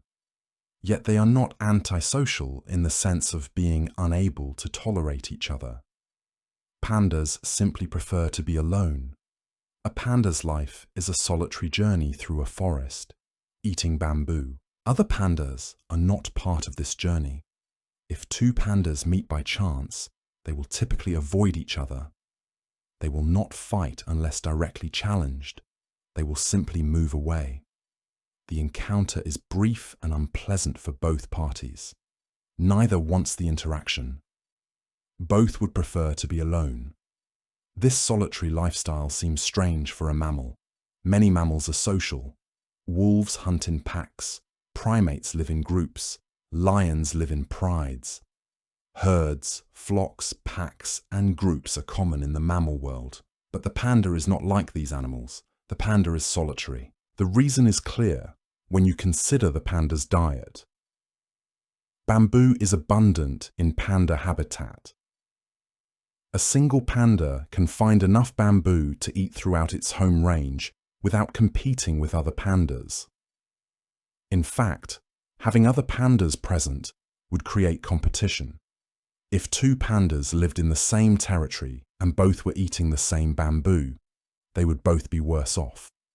The food would be divided, and both would have to work harder to find adequate nutrition. Solitude is beneficial. Solitude is optimal. The panda's social structure evolved to match the feeding ecology. Because bamboo is abundant and widely distributed, solitude works. The panda can thrive alone. The territory of a panda is substantial. A single panda might have a home range of several square kilometers. The exact size depends on the density of bamboo and the individual's needs. In areas with denser bamboo, the home range can be smaller because food is more concentrated. In areas with less dense bamboo, the home range must be larger to encompass enough bamboo to feed the panda. Males typically have larger home ranges than females. A male's range might span 4 to 6 square kilometers or even larger. A female's range might be 2 to 4 square kilometers. This difference is substantial. The larger range for males is related to mating behavior. A male with a larger range is more likely to encounter females in estrus during the breeding season. More territory means more contact with potential mates. Females can have smaller ranges because they do not need to search for mates as actively. They simply wait in their territory, and males seeking mates will find them eventually. The males must do most of the searching work during breeding season. Home ranges overlap to some degree. Panda territories are not defended aggressively. Multiple pandas might use overlapping areas, but through scent marking and avoidance, pandas manage not to encounter each other frequently. The scent marks tell them when another panda has been in an area. If a panda smells fresh marks from another panda, it might avoid that area for a time or move through it quickly. If the other panda has moved on, the area is safe to use. The system works without direct conflict most of the time. The solitary lifestyle creates specific behavioral patterns. Pandas do not need to communicate much beyond the occasional scent mark. They do not need to cooperate in hunting or defense. They do not need to maintain social bonds. This simplicity reflects the panda's ecological niche. The panda is not a social problem solver. It is not a cooperative hunter. It is an individual processor of bamboo. The social structure matches the lifestyle. The relationship between solitude and intelligence is interesting. Pandas are not particularly social creatures, but they are not stupid. They are selective eaters with an understanding of which bamboo species are nutritious and when. They navigate complex terrain and seasonal changes. They find mates despite the difficulty. They raise cubs successfully. These behaviors require some level of intelligence and learning. But pandas do not require the kind of complex social intelligence that group-living animals need. A wolf must understand the social hierarchy of its pack and must cooperate in hunting. A primate must navigate complex social alliances and conflicts. A panda must understand bamboo. A panda must remember the locations of good feeding areas. A panda must recognize scent marks and respond appropriately. These are individual skills, not social skills. The panda's intelligence is adapted to solitude. The problem-solving abilities of pandas are modest but present. Pandas in captivity have learned to manipulate their environment to some degree. They understand that keepers provide food. They recognize individual humans and form preferences for certain keepers. Some pandas seem to enjoy enrichment activities, such as climbing structures or interacting with objects provided by their caretakers. Some captive pandas have learned to manipulate simple mechanisms to obtain treats or to modify their environment to their preference. Whether wild pandas engage in similar problem-solving is less clear. Wild pandas might use tools or solve problems to access bamboo in novel ways, but this is not well documented in the scientific literature. The panda's intelligence is more about learning and memory than about novel problem-solving. A panda learns whether good bamboo grows. It remembers the seasonal patterns. It learns to recognize scent marks and what they mean. It learns the geography of its territory and the locations of key resources. This kind of learning is essential to survival, but does not require exceptional cognitive ability. The learning is practical and directly related to survival rather than abstract or creative. Pandas show limited curiosity about novel objects or situations. In captivity, some pandas will investigate new objects in their enclosure, but others show little interest. Wild pandas encounter novel situations, such as human presence, and typically respond by avoidance. They do not seem to be curious about humans. They do not seem to approach humans to investigate. A panda encountering a human will typically hide or move away. The panda appears to have an instinctive wariness of unfamiliar things. This behavior is adaptive. Curiosity in a solitary animal can be dangerous. If a panda approaches something unfamiliar, it might be injured or threatened. Avoidance is safer. The panda's limited curiosity reflects this. Memory in pandas is likely reasonably good for ecologically relevant information. A panda must remember the locations of good feeding areas and return to them seasonally. A panda must remember where other pandas have been, as indicated by scent marks. A panda must remember whether it has recently eaten or defecated in a particular area. A panda must recognize and remember individual mates from one year to the next, though this is challenging given the infrequency of contact. This kind of memory is essential to survival. The specifics of how well pandas remember and how long their memory lasts is not well studied. But the fact that pandas successfully navigate their complex seasonal habitat and social interactions suggests that memory is adequate for their needs.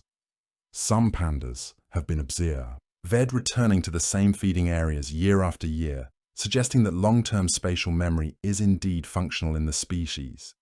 Learning in pandas is primarily observational. Cubs learn by watching their mothers. A cub learns how to select and eat bamboo by observing the mother doing so. The cub does not receive explicit teaching. The mother does not show the cub how to eat. The cub learns by imitation and gradual practice. This kind of learning is common in mammals and does not require exceptional intelligence. But it does require that the learning happen during the extended period of juvenile dependence. In pandas, this period lasts roughly 2 years. 2 years is enough time for the cub to learn the essential skills for survival. 2 years is enough time for the cub to learn where the good bamboo grows and how to process it. The cub observes which parts of the plant the mother selects, which species she prefers, at different times, and how she manipulates the bamboo with her mouth and pseudo-thumbs. The mother is patient with this learning process. She does not actively teach, but she also does not prevent the cub from staying near her and watching. By the time the cub is ready to separate, it has learned enough to survive alone. Then the cub is independent. The question of panda intelligence relative to other bears is interesting. Bears in general are considered intelligent animals. Grizzly bears and black bears learn quickly and adapt to human presence. They are curious and problem-solving. Grizzly bears have been observed using tools in limited ways. But the giant panda is not like other bears. The giant panda has a specialized diet and a solitary lifestyle. These factors have shaped its intelligence differently. The panda is less socially intelligent than some other bears, less curious, less aggressive in problem solving. But the panda is more specialized in its dietary knowledge. The panda understands bamboo and bamboo seasonality in ways that other bears do not. Intelligence is not a single trait. Different animals have different kinds of intelligence adapted to their ecological niches. The panda's intelligence is adapted to a life of solitude and bamboo consumption. The absence of complex cognitive abilities has not prevented the panda from being successful as a species.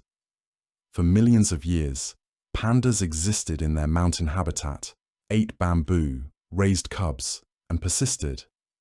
The panda did not need intelligence to survive in that context. The panda needed specialization. The panda needed physical adaptations. The panda needed a digestive system capable of processing massive quantities of low-nutrition food. These things the panda has. Advanced cognition was not necessary. Now, with habitat loss and human presence, the question is whether the panda's limited intelligence is an additional vulnerability. Can pandas learn to adapt to changing conditions? Can pandas learn to coexist with human presence? Can pandas learn to breed in captivity? These are open questions. In some contexts, panda intelligence has proven adequate. Pandas have learned to use human-provided food in captive settings. Pandas have learned to recognize individual keepers. Pandas have adapted to captive life to some degree. In other contexts, panda intelligence may be insufficient. Breeding in captivity has proven difficult. Some individual pandas never learn to breed even after years in captivity. Some pandas struggle to adapt to changing food sources or environments. The reality is that the panda is a specialist. It is specialized for a specific set of conditions that have existed for millions of years in the mountains of China. The panda is not a generalist. It is not built for flexibility or rapid adaptation. Its intelligence is adequate for the world it evolved in. Whether it is adequate for the rapidly changing world of the 21st century is a question that conservation will have to answer. The panda's survival may depend not on the panda's intelligence, but on humans choosing to protect the habitat and conditions that the panda needs. The panda is relaxing to observe precisely because it does not overthink or overcomplicate its life. It eats, it rests, it sleeps, it finds mates, it raises cubs. These simple patterns have sustained the species. Whether these patterns can sustain it into the future remains to be seen. To understand where the panda came from, You have to go back further than history, further than written records, into the deep past where evolution was still writing the panda's story. The giant panda is not a relic from a lost world. It is a modern bear that made a very specific choice, or rather, a choice was made for it by millions of years of gradual change. Somewhere around 5 to 7 million years ago, an ancestral bear population in Asia began to diverge. Some bears continued down the path of general carnivorism, becoming the ancestors of modern bears like grizzlies and black bears. But others, isolated in the forests of what is now China, began to shift. The fossil record shows this transition happening slowly, over hundreds of thousands of years. It was not sudden. It was not dramatic. It was a gradual repositioning of an entire species toward a new way of living. The earliest pandas were not the specialized bamboo eaters we know today. They were more generalist carnivores that supplemented their diet with plants. They ate small mammals, insects, birds, and other meat-based foods. They also ate roots, fruits, and other plant material. This mixed diet was stable and successful. The bears thrived. But over time, as the climate shifted and the forests changed, the availability of prey animals began to decline in some regions. Simultaneously, bamboo forests expanded. The bears that were more willing to eat bamboo had an advantage in areas where prey was scarce. They could access a food source that other predators could not effectively exploit. Natural selection favored bears that could digest bamboo efficiently. Bears that could metabolize bamboo better survived and reproduced more successfully. Over hundreds of thousands of years, this pressure accumulated. The teeth changed. The skull changed. The digestive system evolved to handle massive quantities of plant material. The bear became more specialized. The transformation was not perfect. The panda's digestive system remained fundamentally the system of a carnivore. A true herbivore has a different digestive tract, with specialized structures for breaking down plant material and absorbing nutrients from it. The panda retained the short digestive system of a meat eater. This is why the panda must eat so much bamboo and defecate so frequently. The system is not optimized for plants. The panda is, in a sense, a carnivore trying to survive as a herbivore. This mismatch is remarkable. It means the panda is using suboptimal biology to survive on a specialized diet, and yet it works. The panda persists. The specialization accumulated other changes. The wrist bones elongated, forming the pseudo-thumb that is not a true digit, but an adaptation for grasping bamboo. The teeth became broader and flatter, designed for grinding plant material rather than tearing meat. The jaw muscles strengthened. The entire skeleton became more robust and compact, useful for climbing and for supporting the massive chewing forces required to process bamboo all day. By about 2 million years ago, the panda had achieved something close to its modern form. It was a specialized bear, dependent on bamboo, unable to subsist effectively on other foods.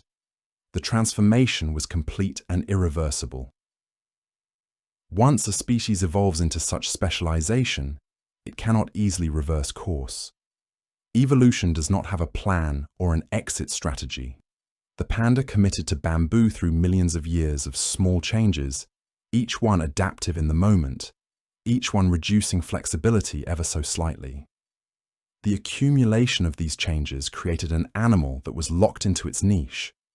The fossil record becomes sparse after this point, because bears rarely fossilize, and because the panda's range was always geographically restricted.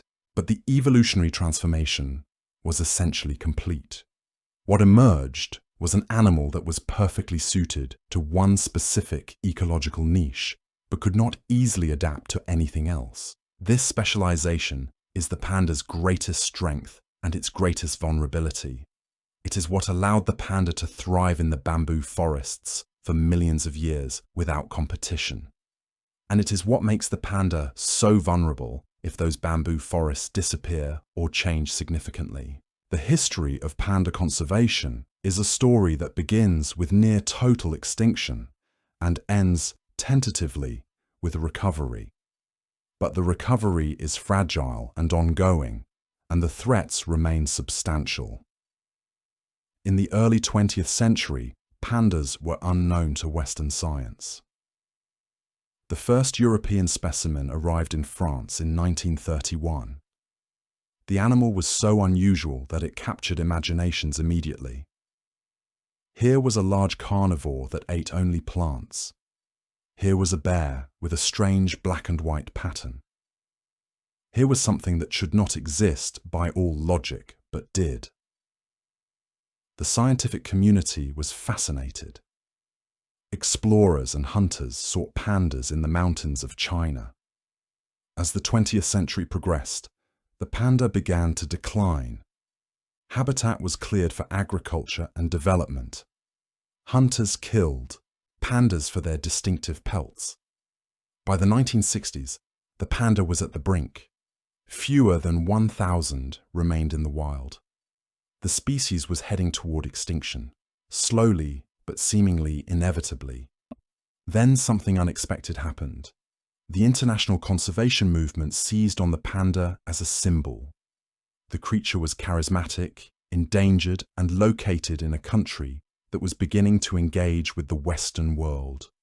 In 1961, the World Wildlife Fund adopted the panda as its logo. The choice was logical and pragmatic. The panda was distinctive. A black and white image was easy to print and recognize. But the choice also reflected something deeper. The panda represented a world that was being lost. It represented nature threatened by human expansion. And it represented the possibility that humans could choose to save what they were destroying. The WWF logo was inspired by Chi-Chi, a panda living at the London Zoo. Chi-Chi arrived from China in 1961 and became an international celebrity. Crowds gathered to watch this strange bear eat bamboo. Chi-Chi represented the possibility of peace between China and the Western world during an era of Cold War tension. The panda became a bridge between nations. Chinese authorities recognized the panda's diplomatic value. Providing pandas to other nations became a form of soft power. Pandas arrived in zoos across Europe, America, and Asia. Each panda was an ambassador for China. Each panda attracted millions of visitors. Each panda created a reason for international cooperation. The species that was facing extinction became the most famous bear in the world. By the 1970s, the conservation movement was gaining momentum. China established the first panda reserves, protecting habitat in Sichuan province. These reserves were designed to protect not just pandas, but entire ecosystems. The biological diversity of panda habitat was recognized as irreplaceable.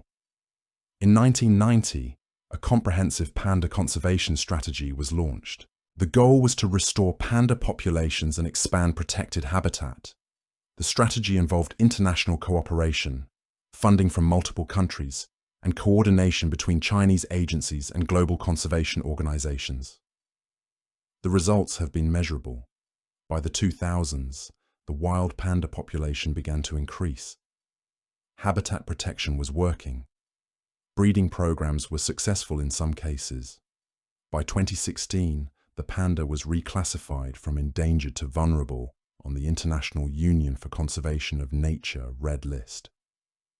This was a significant milestone. It meant that the species was no longer on the imminent brink of extinction. It meant that conservation efforts were making a difference. The reclassification was not given lightly. Scientists had to confirm that the population trend was genuinely positive, that the increase was sustainable, and that the threat level had genuinely decreased. The reclassification represented genuine progress. By 2025, the wild panda population had grown to approximately 1,900 individuals. In addition, nearly 800 more pandas live in captive facilities worldwide. The total global panda population has reached approximately 2,700 individuals. It is still a small population, still vulnerable to extinction, but it is growing. The recovery is real. The recovery is ongoing. But the recovery is also incomplete and requires continued commitment. The conservation effort required sustained commitment and substantial funding. China spent billions of dollars protecting panda habitat, establishing multiple reserves across Sichuan province and into Shanxi and Gansu provinces. By the 21st century, the total protected area for pandas had expanded to over 13,000 square kilometers. This represents a massive commitment to land protection in a country undergoing rapid economic development. Land that could have been logged or developed for agriculture was instead preserved in perpetuity for pandas.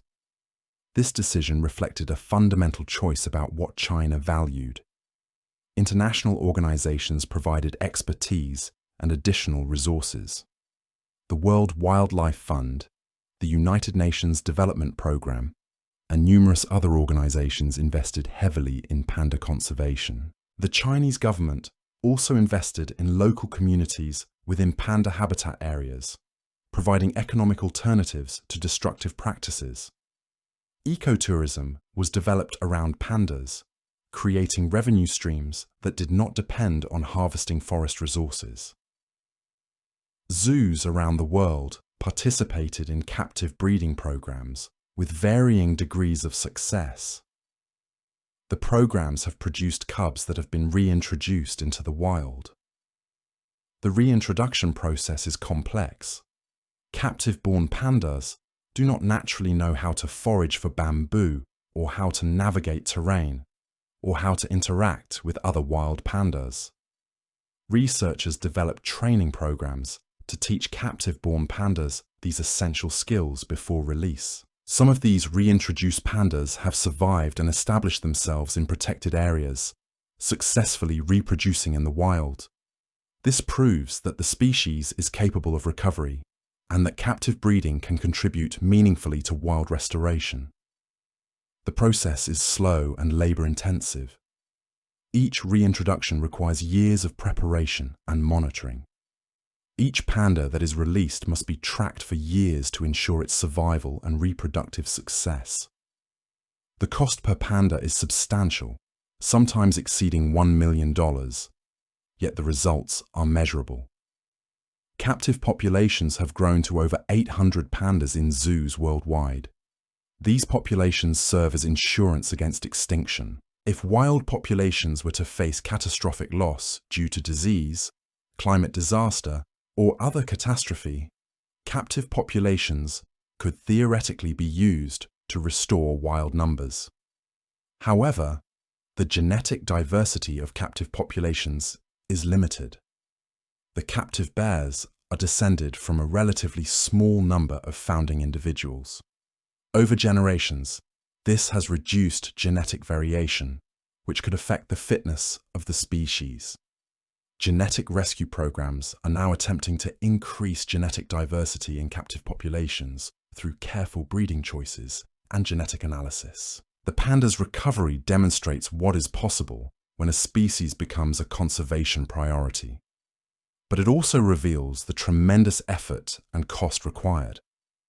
If the panda did not have the charisma and symbolic power that it possesses, the commitment would likely not have been made. The recovery of the panda required decades of effort, billions of dollars in funding, and the dedication of thousands of scientists, conservationists, and policymakers across multiple nations. It required sacrifice. Land that could have been developed was instead protected. Resources that could have been directed toward human projects were instead directed toward forest preservation. Communities living near panda habitat had to accept limitations on their own development. Other species, less famous, have received far less protection and have continued to decline toward extinction. The panda's recovery is a success story. But it is a success story that required the species to be elevated to a level of importance that few species achieve. This raises uncomfortable questions about conservation. If only the charismatic species receive adequate protection, what happens to the less appealing creatures that share the same habitat? The answer is that the panda has become an umbrella species.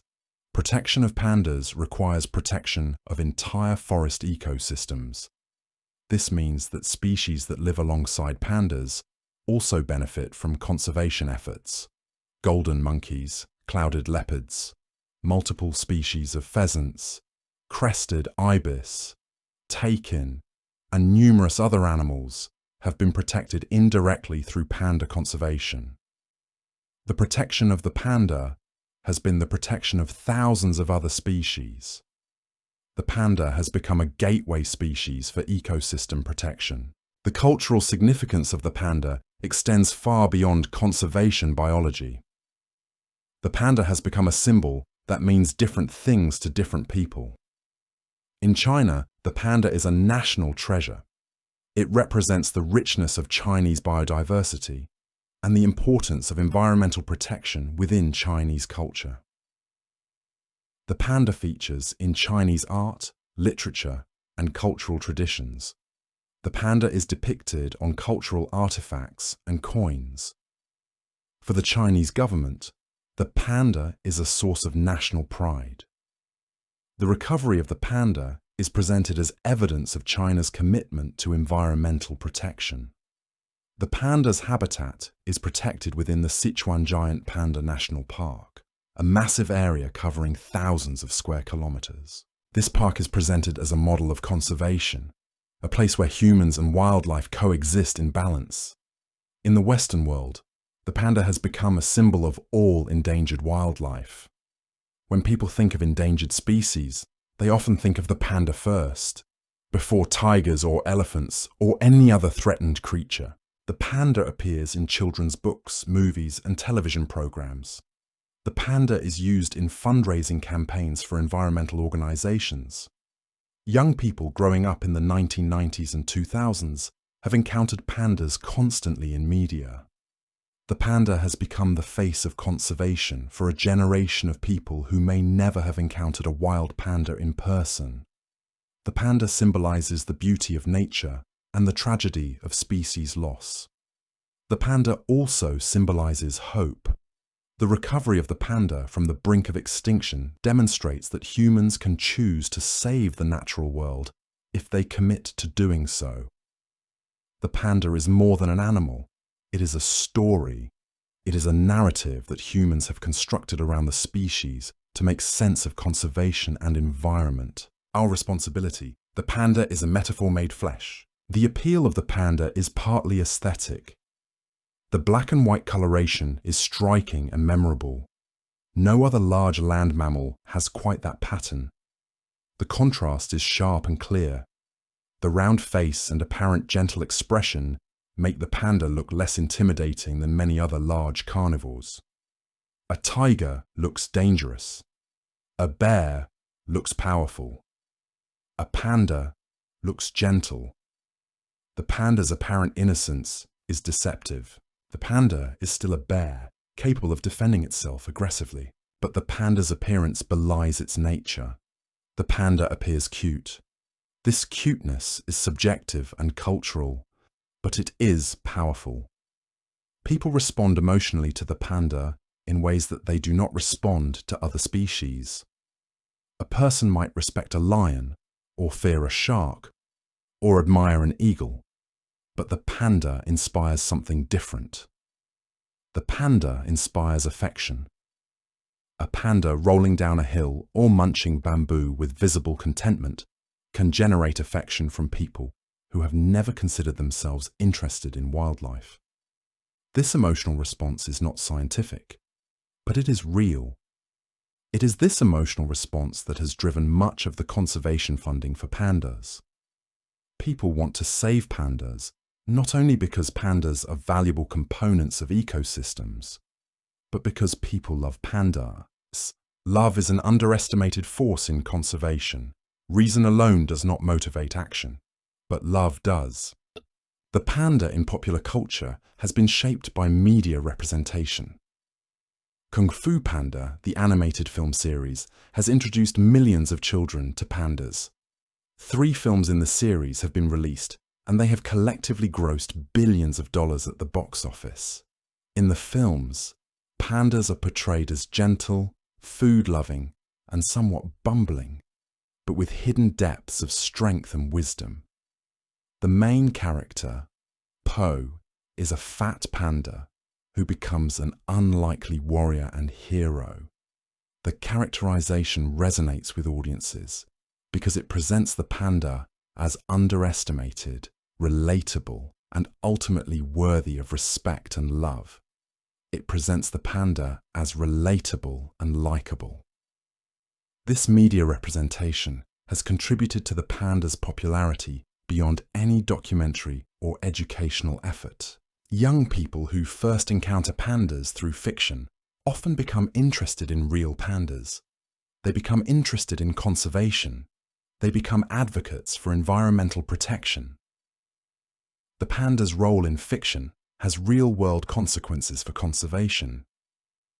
Millions of dollars in conservation funding has been generated from children who first fell in love with pandas through animated films. The fictional panda has become a gateway to caring about the real panda. The scientific name of the panda, Ailuropoda melanoleuca, means black and white catfoot. The name reflects the panda's distinctive appearance. The common name panda is less certain in origin. Some suggest it comes from the Nepali word ponya, or the French word panda, which referred to a red panda discovered earlier. The naming of the species is itself a form of cultural significance. The act of naming something is the act of bringing it into human consciousness. Once a species is named, once it is given a category and a place in human systems of understanding, it becomes real in a different way. The panda entered Western consciousness through naming, through description, through photography and film. The panda became an idea before most people ever encountered a real panda. Now we arrive at the central paradox of the panda's existence. The panda is a victim of its own specialization. The panda has survived for millions of years through extreme specialization, through the ability to exploit a resource that few other animals can use effectively. Bamboo is reliable, abundant, and nearly exclusive to the panda in its range. No other large mammal depends so completely on bamboo. This specialization has allowed the panda to thrive in the mountains of central China, where conditions have remained relatively stable. The panda is perfectly adapted to its world, but specialization carries a cost. The panda cannot easily adapt to change. The panda has built itself into a very specific corner. If bamboo disappeared, the panda could not switch to eating other plants' effectively. The digestive system would not adapt in a reasonable time frame. The teeth might not be effective for processing alternative foods. The panda's entire behavior and physiology is built for bamboo. The panda's brain is wired for bamboo. The panda's life cycle is synchronized to bamboo. Remove bamboo, and you remove the panda's reason for existing. This is the cost of perfection in a specific niche. The panda has given up flexibility for mastery. The panda's specialization has made the panda dependent on one specific habitat type. The panda can only exist where bamboo grows abundantly and where the climate is cool and wet. This means the panda can only exist in a small area of central China. The panda cannot move to a new region and establish itself there. The panda cannot adapt to different climates or different vegetation. The panda is locked in place geographically. This geographic restriction is both a strength and a weakness. It is a strength because it means the panda's habitat is concentrated, making protection more feasible. But it is a weakness because it means the entire species is vulnerable to events that affect only a small region. A disease that affected bamboo across central China could threaten the entire global population of wild pandas. A severe drought that persisted for years could create a food crisis. A typhoon or other natural disaster that damaged the remaining forest habitat could have devastating consequences. The panda's narrow niche is comfortable for the panda in normal circumstances. The panda has evolved to excel in this niche. The panda is perfectly adapted to its life. But the panda is vulnerable if conditions change. Climate change is already affecting the mountains of central China. Temperatures are shifting. Rainfall patterns are changing. These changes are slow and subtle, but they are measurable and accelerating. Some scientists worry that if temperatures increase sufficiently, the bamboo forests could migrate to higher elevations, compressing the habitat available to pandas into an ever smaller band around the highest peaks. The ranges of different bamboo species are changing. Some species are becoming more productive in some areas and less productive in others. The seasonal rhythms that pandas depend on are shifting. Springs come earlier, autumns arrive later. The timing of bamboo growth is changing. The panda's body clock, honed over millions of years to match the seasonal cycle, may become misaligned with the actual availability of food. The panda, with its rigid behavioral patterns, may struggle to adapt to these shifts. Beyond climate change, other threats persist. Habitat fragmentation remains severe. The 13,000 square kilometers of protected habitat is still divided into isolated patches. A disease affecting one patch could wipe out the entire population of that area. A single large wildfire could destroy years of conservation work. The panda population remains vulnerable to catastrophic loss despite recent recovery. The species is resilient only in the sense that it continues to exist despite tremendous pressure. The species is fragile in every other sense. This is where the intelligence question returns with particular force. The panda's limited adaptability is a consequence of its specialized intelligence and its specialized behavior patterns. A more flexible animal, with more general learning abilities and more flexible feeding behavior, might be able to adjust to changing bamboo availability. The panda is locked into specific behavior patterns. The panda seeks specific bamboo species at specific times. If those species become unavailable, the panda does not easily switch to alternatives. This inflexibility is normal for an animal that has lived in a stable environment for millions of years. But as human activity changes that environment, inflexibility becomes dangerous. The panda cannot innovate its way out of a crisis. The panda cannot learn a new strategy if the old one fails. The panda can only persist in the world as it is. If the world changes faster than the panda can evolve, the panda is doomed. This is the panda's fundamental vulnerability. Not that it is weak, not that it is stupid, but that it is too specialized to adapt to the rapid changes that human activity is imposing on the planet. The history of the panda reveals something profound about success and vulnerability. The panda's success as a specialist is the panda's vulnerability as a species. An animal that is widely distributed, that eats many different foods, that can live in many different environments, is robust against change.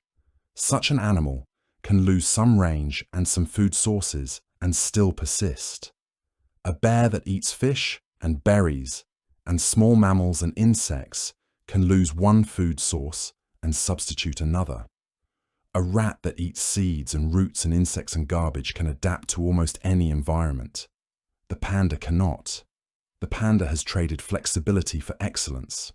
The panda has optimized itself for a specific set of conditions to a degree that is almost incomprehensible. Every system in the panda's body is tuned to processing bamboo. Every behavior is oriented around bamboo. Every genetic adaptation reinforces bamboo specialization. As long as those conditions remain stable, the panda thrives. The panda is not just successful, the panda is superbly successful in its niche. If those conditions change, the panda is in trouble. Not inconvenience, not challenge, trouble, existential threat. This tension is the central challenge facing panda conservation in the 21st century. The panda's very specialization, which has allowed it to exist and thrive for millions of years, now makes it vulnerable to a rapidly changing world. The panda's future depends not on the panda's abilities, but on human choices. Humans control whether the bamboo forests are preserved or developed. Humans control whether climate change is addressed or accelerated. Humans control whether protected areas remain protected or become economically exploited. Humans control whether international cooperation continues to prioritize panda conservation or shifts focus to other concerns. The panda cannot change itself to adapt to a changing world. The panda can only persist in the world that humans create around it. This dependence on human behavior is uncomfortable for conservation biologists because it means that the panda's survival is not guaranteed by any scientific or ecological fact. The panda's survival is guaranteed only by human commitment. This is not a weakness of the species. This is a statement about the modern world. No wild animal survives without human permission anymore. The era when species could persist without human management is over. We live in the Anthropocene, the age of humans. The panda, like all wildlife, survives only because humans choose to let it survive. The irony is that the panda's very relaxation, the quality that makes the panda beautiful to observe and easy to love, is a reflection of the panda's vulnerability. The panda is relaxing because the panda has never needed to be tense. The panda has never faced the need for rapid adaptation or aggressive competition. The panda has lived in a world of abundance where bamboo is always available and threats are minimal. The panda is relaxed because relaxation works in that world. But if the world changes, if bamboo becomes scarce or climate becomes inhospitable, the panda's relaxation becomes a liability. The panda cannot suddenly become aggressive or adaptive. The panda cannot shift into survival mode and discover new strategies. The panda can only be what it has always been, and hope that what it has always been is still adequate. This is the deepest relaxation fact about pandas. The reason the panda is relaxing to observe is not just because the panda moves slowly and eats peacefully and seems gentle.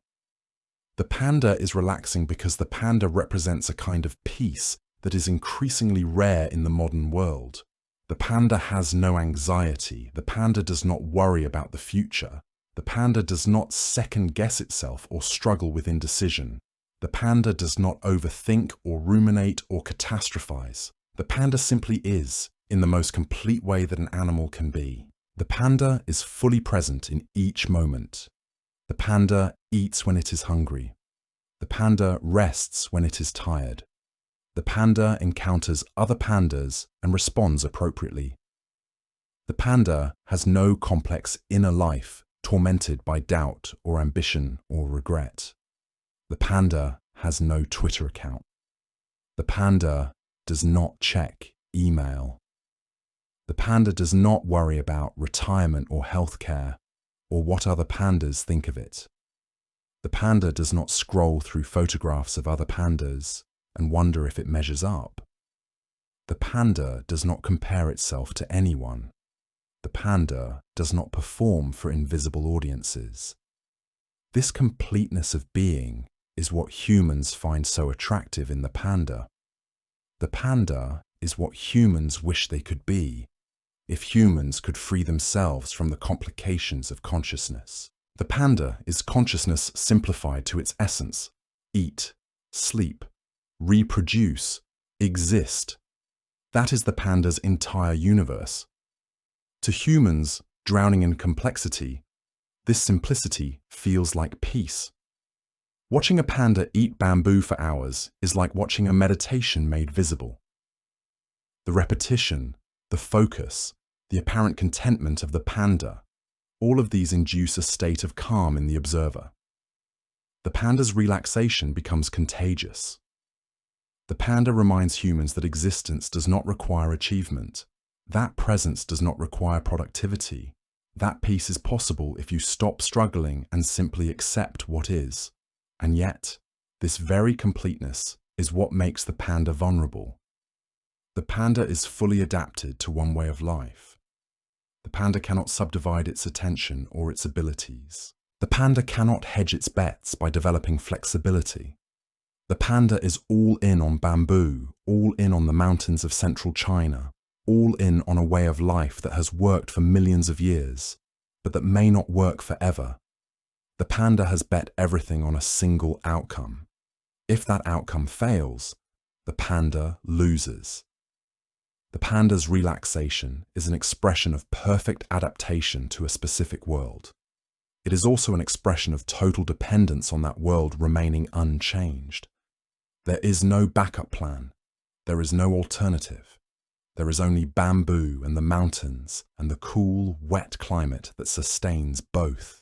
The future of the panda is the future of whether humans choose to maintain that world.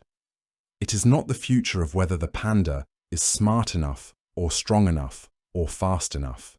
The panda's fate rests entirely in human hands. Conservation of the panda is not conservation of a single species.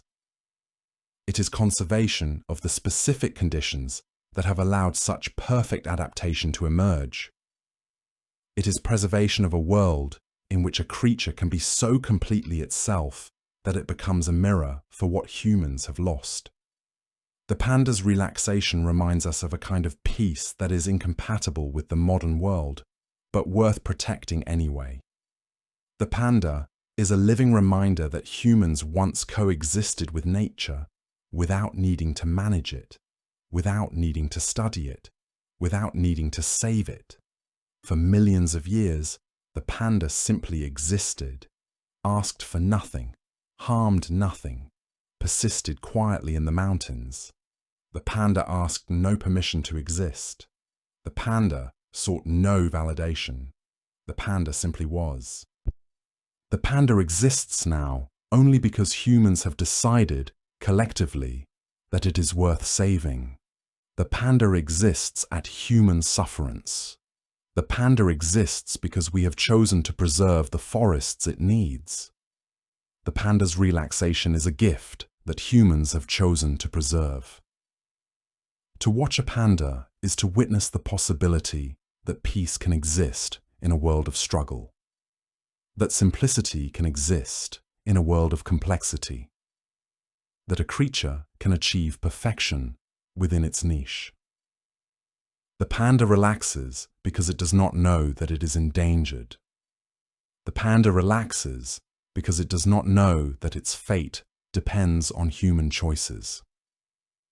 The panda simply eats and rests and lives as it has always lived, unaware that humans watch from the margins, deciding whether this life should continue. The panda is relaxing, partly because the panda does not understand its own vulnerability. And that ignorance, ironically, is what makes watching the panda relaxing for us.